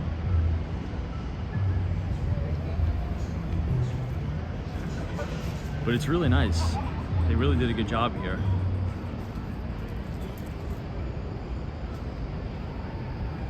Adam Luke's is the Flatiron Building offices. Well, it used to be, you're correct. But it was recently sold at auction 2 separate times. The first time, the guy couldn't make the capital requirements for the deposit. After the auction, you have to make a 20% good faith deposit. He couldn't make it. It went into auction again. I don't know what's going on here. Maybe some sort of farmer's market. So it went into auction again. A developer bought it, and they're gonna make apartments. Now, here's the thing about apartments in the Flatiron Building. If you look at a picture of the Flatiron Building, quite obviously it's very narrow. So think about that logistically for a floor plan of an apartment. That's gonna be very awkward in my view. So my prediction about the condo project at the Flatiron Building is you're probably just gonna have people from all over the world that want to buy a unit in a historic building, and it'll be used as a pied-à-terre. Because the functionality, I mean, I haven't seen any of the floor plans yet, but I mean, like, I don't know. I don't know how it would flow. It's very narrow, but I can totally see how it'll sell. I mean, you have some really rich architecture, junkies and geeks out there that would love to own a unit in the Flatiron Building in New York. I mean, that's gonna sell really well, I think. It's like this very narrow wedge shaped.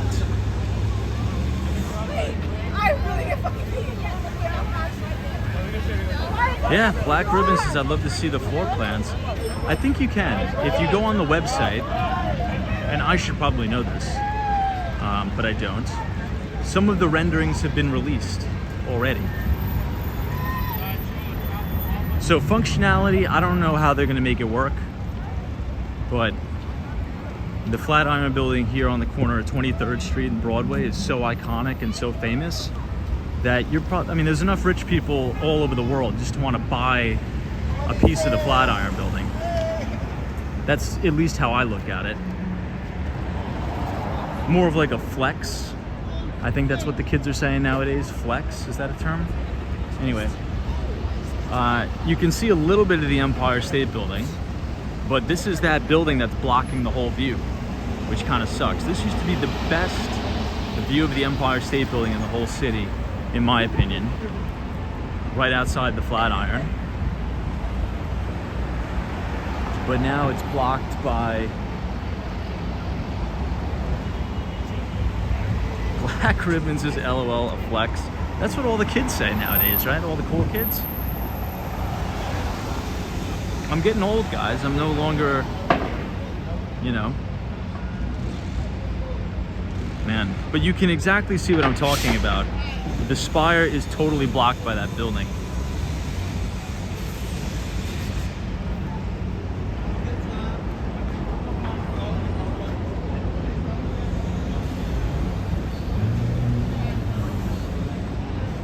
All right, enough distractions. Let's head right to the Village.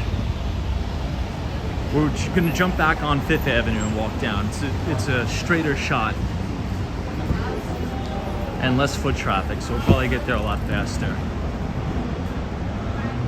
Ah, wow. So Adam Luke says, do you like the Soho cast iron district?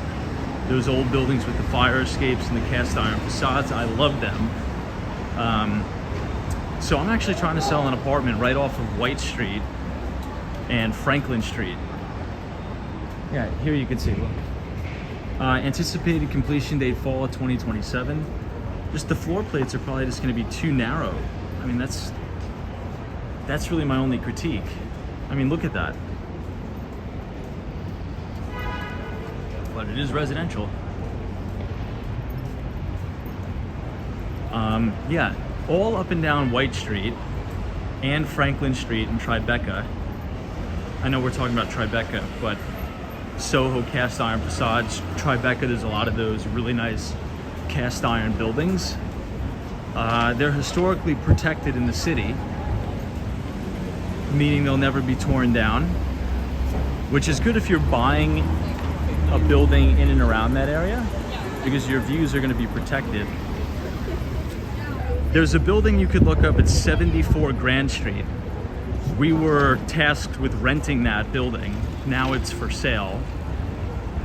That was a conversion. We had to keep or I should say the developer had to keep the 72-ton cast iron facade fully intact. They did an amazing restoration project on it. And it's right there on Grand Street in the heart of Soho.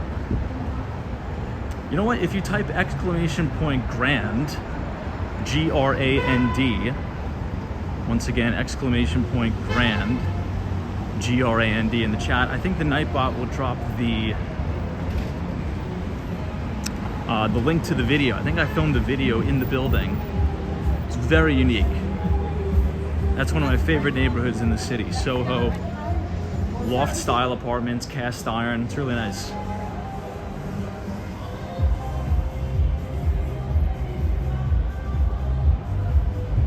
BMST groups, I'll pass on the Flatiron.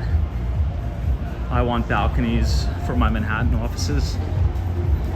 Well, then maybe you should look into that new development that went up near Sutton Place. That one looks like it should be right in Miami.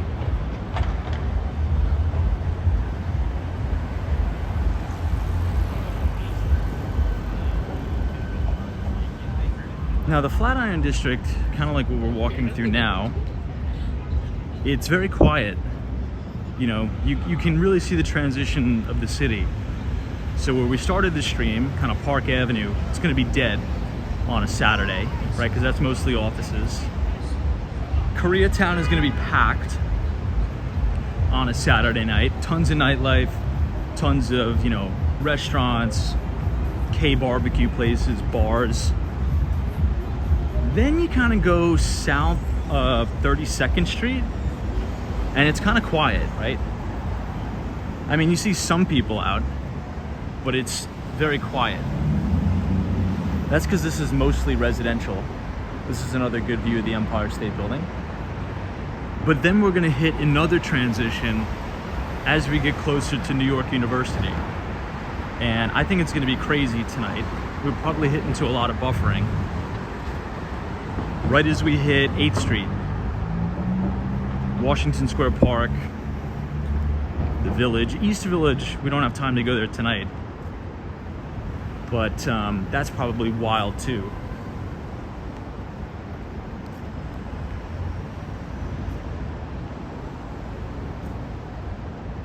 That's right, Josie says, do you know Trump's son goes to NYU, I think he meant to say. But yes, that is true. And the security is crazy. He has all the Secret Service entourage bringing him to school. If you look closely all the way in the distance, you can see the spire of the Empire State Building. This is now 5th Avenue and 18th Street. There's another Tesla taxi.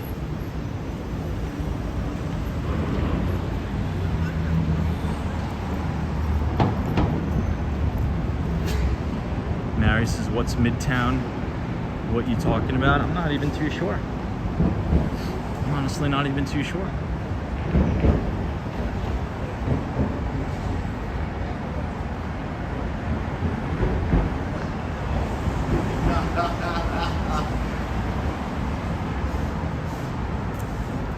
That's for the point. Let me see. I think we have someone with maybe a mental health problem.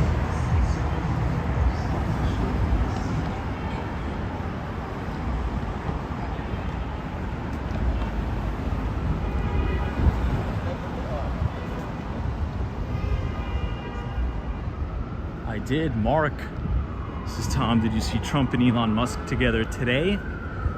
I didn't watch the rally, but I did tune in to hear what Elon Musk had to say, because I thought he may talk about like SpaceX or Tesla or something like that, but it was mainly all political focused. So, but yeah, I saw what Elon had to say. Just like rah-rah politics stuff. I'm more interested when Elon talks about like SpaceX, Tesla, but I get it, he's doing a political thing.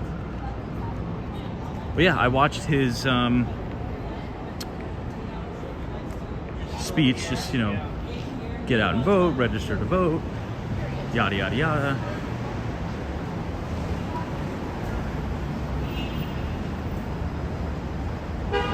Reggie44 says, Robotaxi, indeed, 1010 is going to be the Tesla Robotaxi day. Now, anyone in the audience from Florida? Anyone have any thoughts on the storm that's supposed to hit us next week?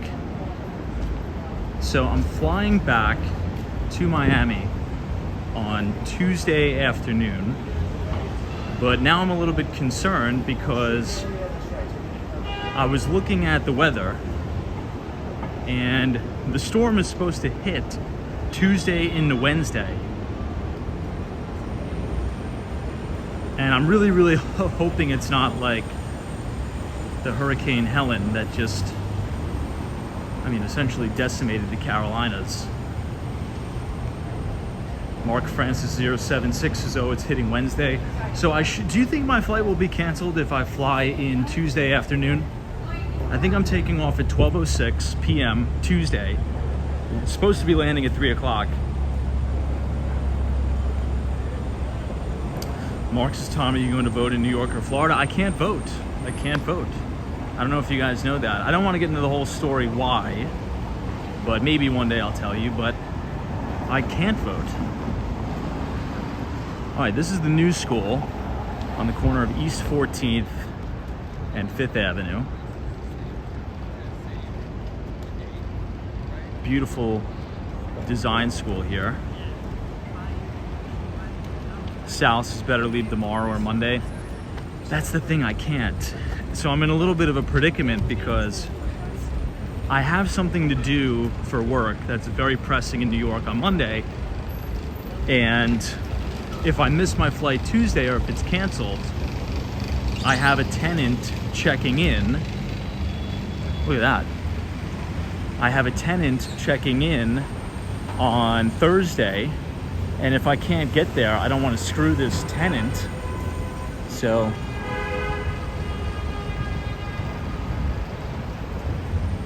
that's why I'm a little nervous. Because I need to clean up the place. Someone's moving out, someone's moving in, and I don't want to leave someone stranded. I don't want to leave someone stranded in the middle of a hurricane. So we'll see.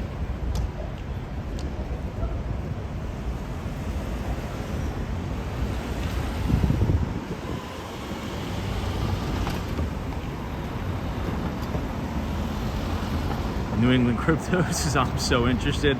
I'll tell New England Crypto. I'll just send me a DM and I'll shoot you a DM on X. It's not as exciting as you may think, but Adam Luke says luckily you're not on the no-fly list. That's a surprise with the stuff we talk about on this live stream. Ozzy says Tom, read my message above. All right, let me do that. Sorry, Ozzy says Tom, the hurricane isn't supposed to hit Florida until Thursday. Your flight on Wednesday will be fine. Oh, that's good. I think I'm flying out Tuesday. Look at the Beagle. I have a Beagle similar to that. Not to derail the conversation, I'll get back on the political discussion. But, so my Beagle is getting very old. Very old. 14 years old. 13 or 14 years old. I feel like I should know that. Anyway, the Beagle is getting very old.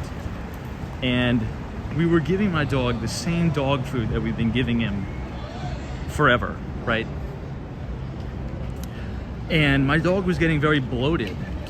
Like almost, I don't want to say fat, but like just very, very bloated and not, he just wasn't feeling well. So I was looking on YouTube, like me and my mom were looking on YouTube, you know, figuring out what we could do. And we stumbled across this guy. I wish I could give him a shout out, but I forget the name.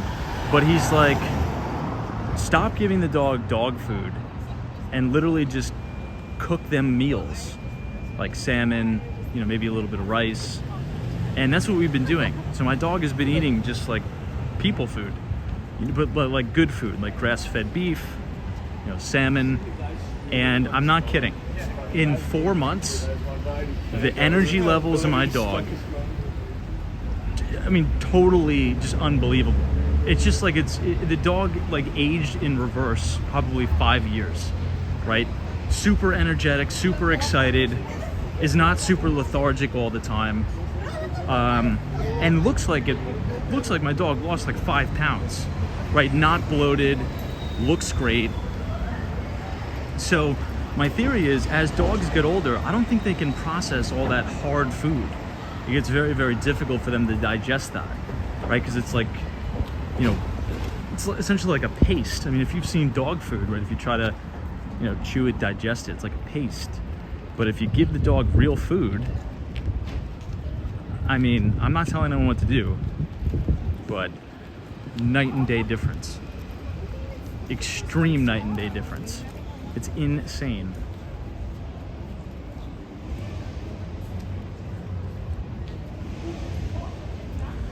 Wow, Joyce, I have 5 dogs.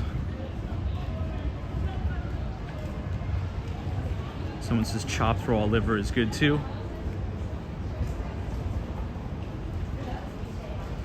Yeah, I mean, maybe there's a lot to be said for the processed foods.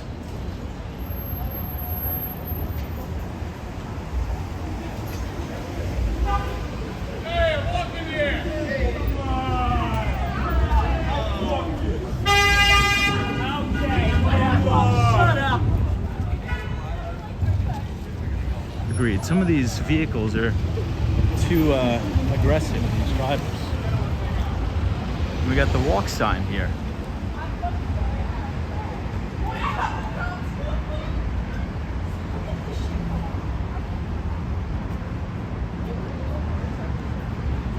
Wow, Mark says I have a 22-year-old cat and I just give it turkey and chicken. Again, not a vet, don't listen to anything I say, but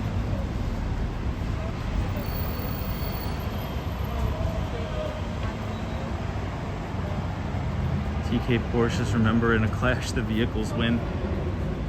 Well, if the pedestrian survives in New York, you may get a pretty nice payday.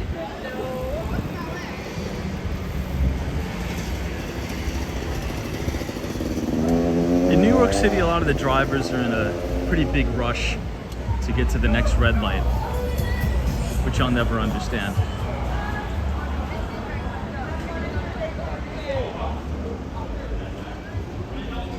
Austin city limits, as I just saw, Hurricane Milton will probably hit north third of Florida.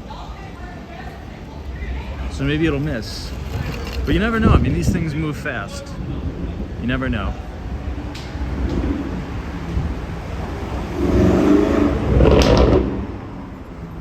Adam says there's a 50-50 shot to even have insurance. Very good point, especially in New York. I think I told you guys that story. Last year, I think this was on the LIE. My mom and my grandmother were driving on the LIE. And for anyone who's from New York, if you've driven on the BQE or the LIE, you'll always see these teenagers in their little shitbox cars, excuse my language, like those Ricer cars that are so obnoxiously loud. They're like $5,000, and they drive like 90 to 100 miles an hour. I don't know what this guy's doing, going through a red light, like this guy. You know, probably no insurance, but they drive like 90 miles an hour in and out of the cars, like racing each other. And he slammed into the back of my mom's car. And good thing my mom has like an SUV, like a RAV4. But these people are gonna kill someone and no insurance, right? Teenagers, you know, I don't know, illegal or not illegal. You know, no, that's nor here nor there, none of my business. But you know, driving these little Ricer cars, 90 miles an hour, no insurance, that's a big problem, you know?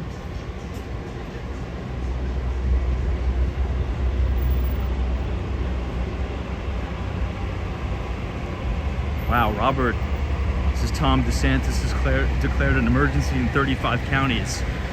I mean, after what happened, we should probably play it safe and start to evacuate some people in Central Florida. You never know.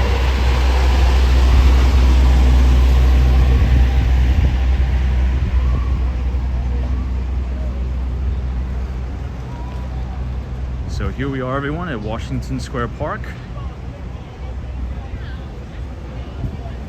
One of my favorite parks in New York City.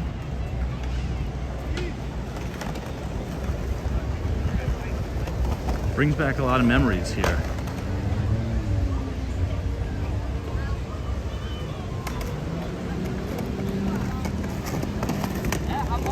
Ah, New England Crypto, very nice. Let's go warm up anyway. Let me know when you're here at New England Crypto. I'll swing over. That's cool, you're sponsoring some of the cars there. Looks like we have a silent disco here.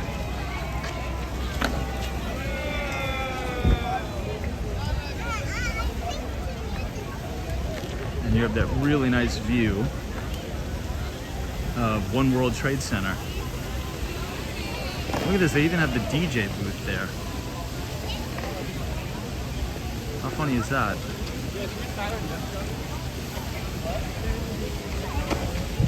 Look at this little kid with the silent disco on. That's so funny.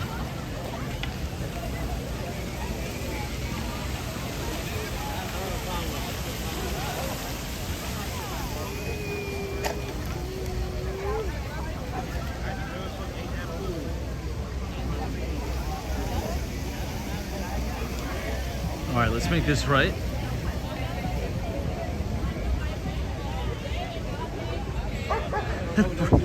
Brad's brain. If you ever walk up 8th Avenue, dude, there's little kids, probably 4, 5, 6 years old, out 1, 2 in the morning, riding around on scooters. I mean, that is very normal. Very normal here, at least.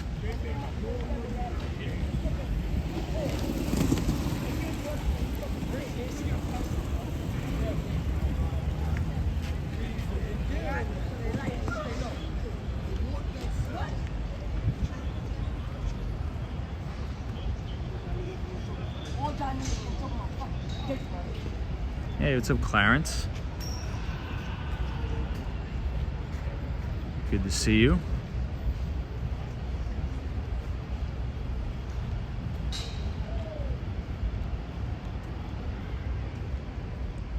This side of the park, the NYPD cleaned up very nicely, but it kind of looked a little bit too sketch, so we went over this way. But it looks like they parked a big NYPD truck there.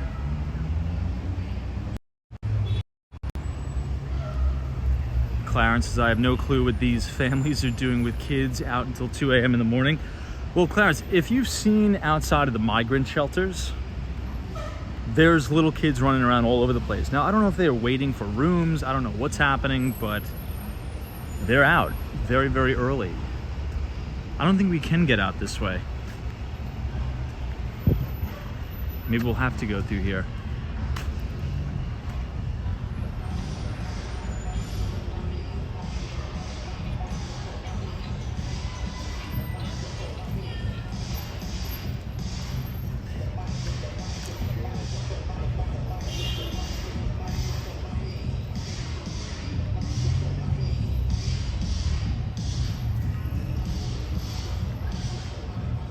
See how lively it is.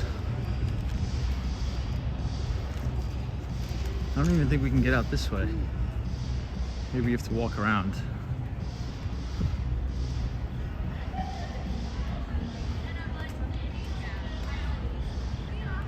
That's a little bit of a pain in the ass, right?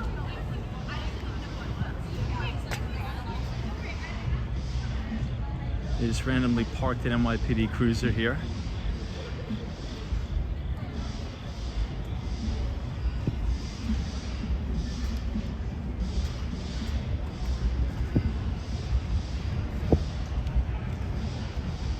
But it still looks like, even with the big NYPD cruiser there,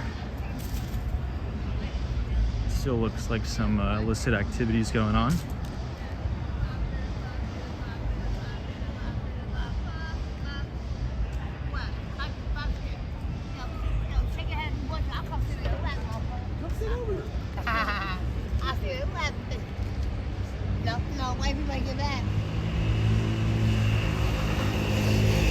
Mark says, Tom, you have to tell us what happened, why you can't vote, you can't be a criminal and be a realtor at the same time. That's true, I can't. But why would you assume I'm a criminal?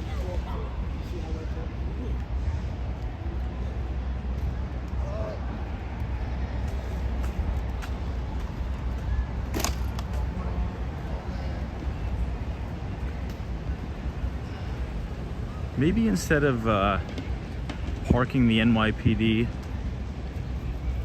car there, maybe they should just put an officer there. Oops, gotta reorient my chat.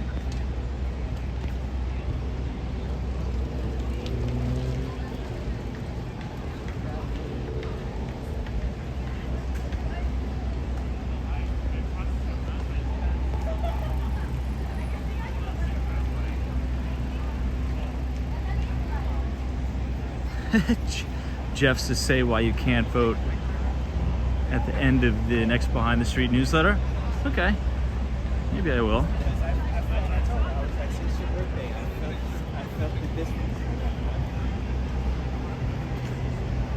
All right, let's head to the West Village.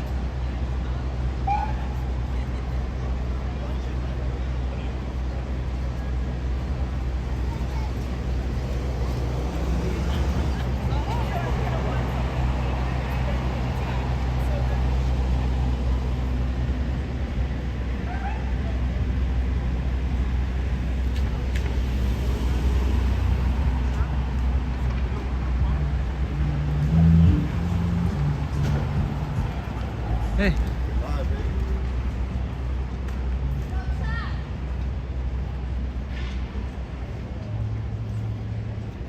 All right, I really want to get you guys to the West Village.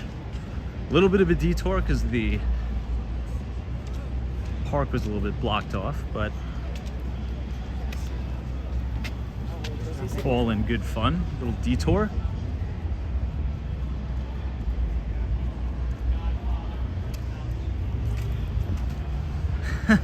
TK Porsche, so shall we start a guessing game about Tom's voting status? Here's my guess. He was born in Canada and never became a US citizen. That's a good guess. Not a correct guess, but a good guess. I'll give you a hint. It has nothing to do with Canada.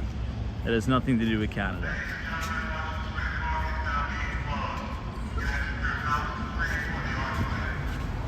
The park is now closed.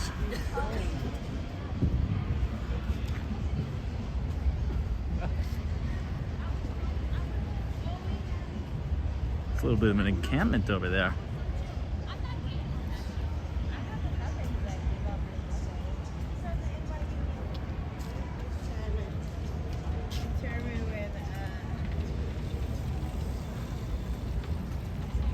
Ooh, Thomas GS is Ireland. That's a fun guess, but it's not the correct guess. Guys, it's nothing earth-shattering. I think you're gonna be disappointed when I do decide to tell you, if ever.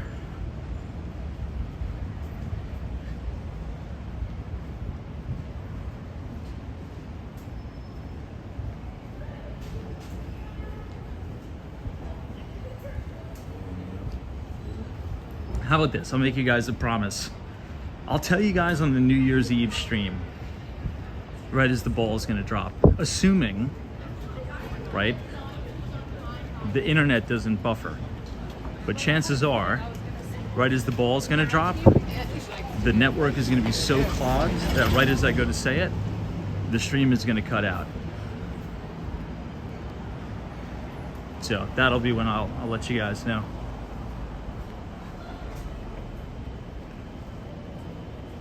I think that sounds fair. Fun and fair. All right, 2 more blocks. We'll make a left. And maybe we'll take a detour through MacDougal Street, which should be pretty lively tonight on a Saturday night. This is one of my favorite neighborhoods in New York.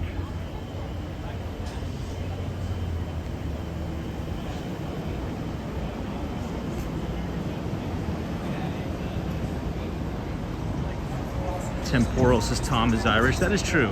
I am Irish. I'm a 50-50 mix. Irish-Italian.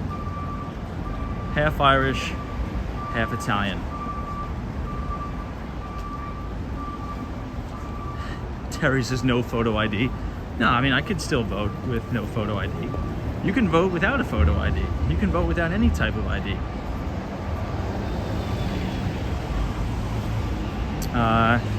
Zalby says random comment, what kind of car do you own? I don't own a car. I don't really need a car in New York. That's one of the beauties, I mean, one of the most beautiful things about living in a big city is you really don't need to buy a car here. Terry says German-Italian here. Nice. That's a good mix. You know, Irish-Italian's actually a very interesting mix because in New York City, the Irish and Italians did not like each other at all. There were parts of Queens, like Ozone Park, Queens, where the Irish would go around petitioning to actually kick Italian immigrants out of the neighborhood. They didn't want Italians to be living in Ozone Park at the time. My grandmother would actually tell me stories that people would come around their neighborhood of Ozone Park, Queens, and say the Italians, they're bringing Italians here. We can't have them here. We don't want them here. It's crazy. I feel like every new, ethnic group is like that, right? But the Irish and Italians usually don't mix, particularly back in the day in New York. Obviously, it's not like that now, but.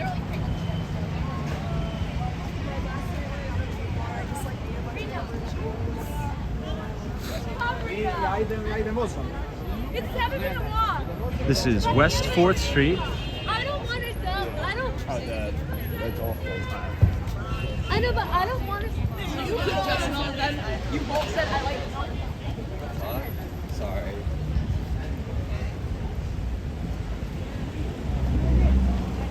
This is the papaya dog. Mark Francis 076 says, yes, my grandma fought with the Irish. She was first generation Italian.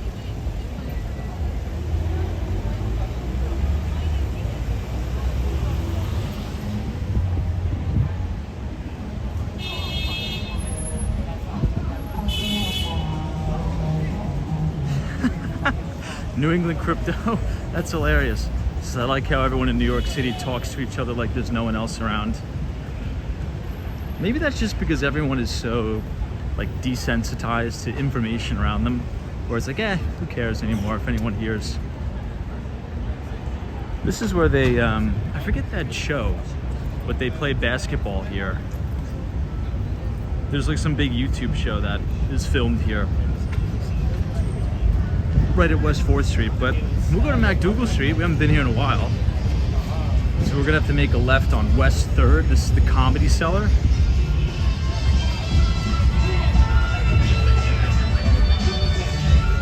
Maybe they'll tell us who's performing tonight.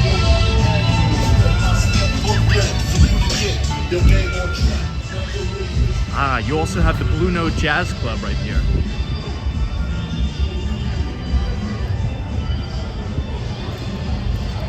So right on West 3rd, you have Blue Note Jazz Club. And then across the street, whoa, that's a lot of broken bottles. Looks like there was a bar fight here. And then this is the Comedy Cellar, Village Underground. On a weekend, this place is always crazy busy. Look at all the broken glass there, that's crazy.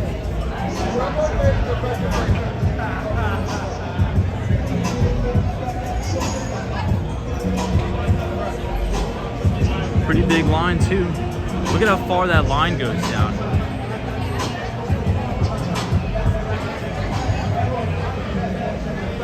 Zaldi's. Do I have a car in Miami? I don't have a car in Miami either.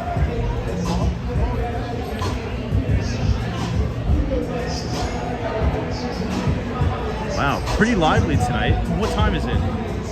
It's almost midnight. It's 11:37, and look at the line for the comedy club.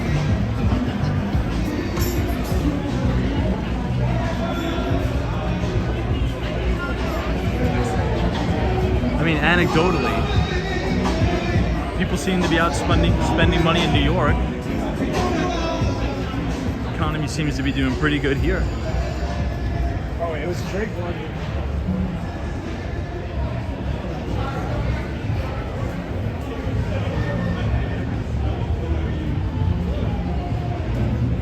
Look at this place, Hey Yogurt.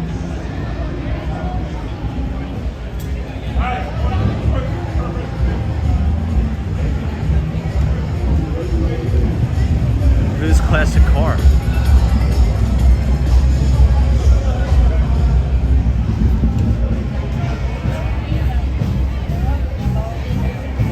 I think this is where we ran into Scott Wapner, the CNBC anchor. Or at least around here.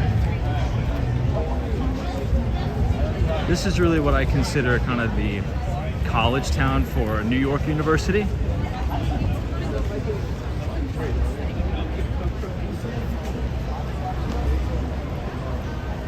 I think someone was asking about that place Off the Wagon earlier in the stream. It's right ahead here.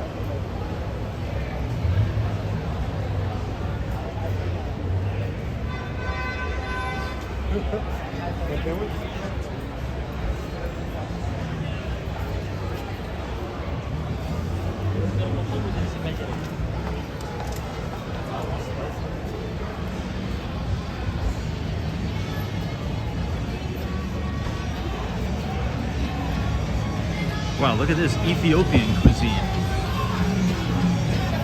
That appears to be new. anyone here ever have Ethiopian food? I'm actually quite curious to try that.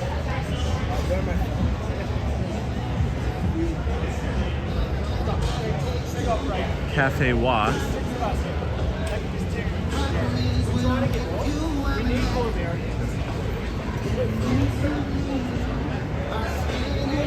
This is that off the wagon place.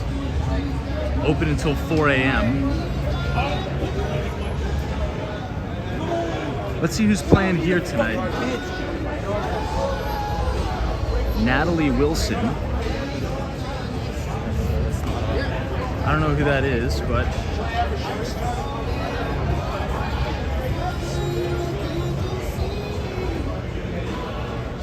Terry says no, but an Ethiopian restaurant opened in Buffalo that I'm gonna try.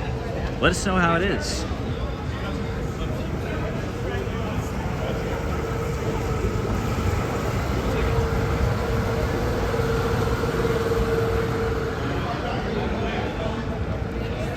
What do you guys think about the vibe of the village? Thumbs up, thumbs down? Let's see what they're filming here. Film shoot. Project name RKS5.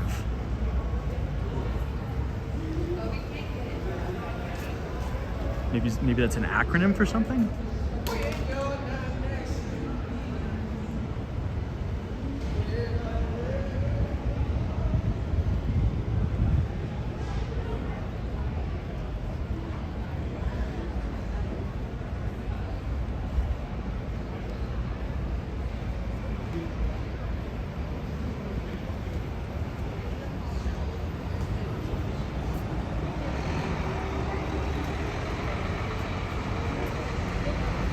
Alright, I'll take you guys to the other side. Because I think we're about to hit the light right as it changes, which would be rather convenient for us. And then we'll head back. But if you guys are enjoying the stream so far, feel free to leave a like on the video. And please hit the subscribe button if you're new. We do these every single day, starting at 8:45. This is Joe's Pizza, and it's packed at 11:45.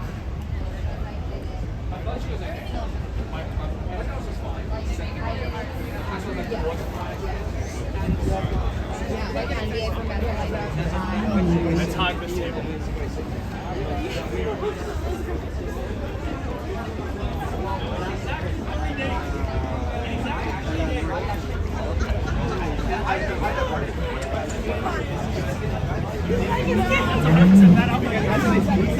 You can't think like that. Grab her hand.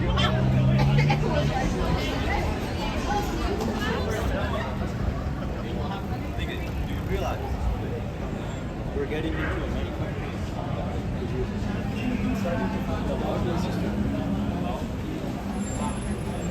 Hey, what's up, Janice?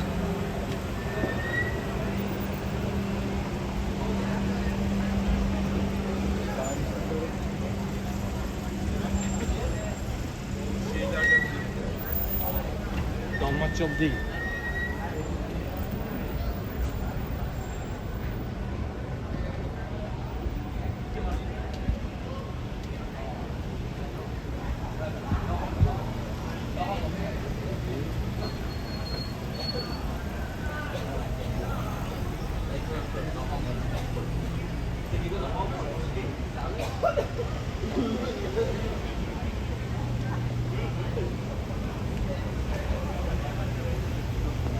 This is Cornelia Street.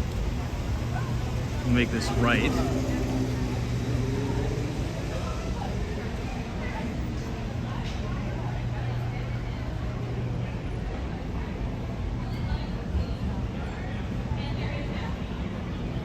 I think this is Taylor Swift's old residence, just to the left.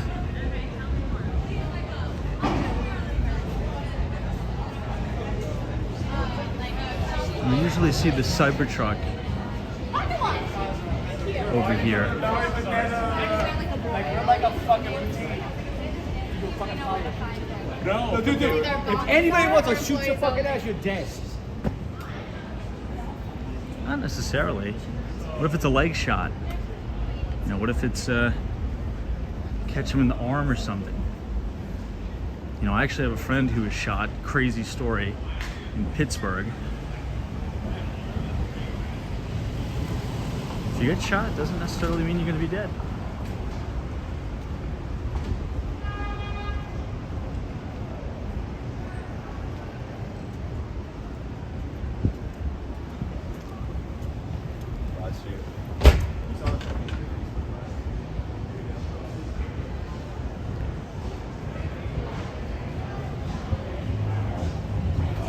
All right, everyone, I think we're gonna call it a night here.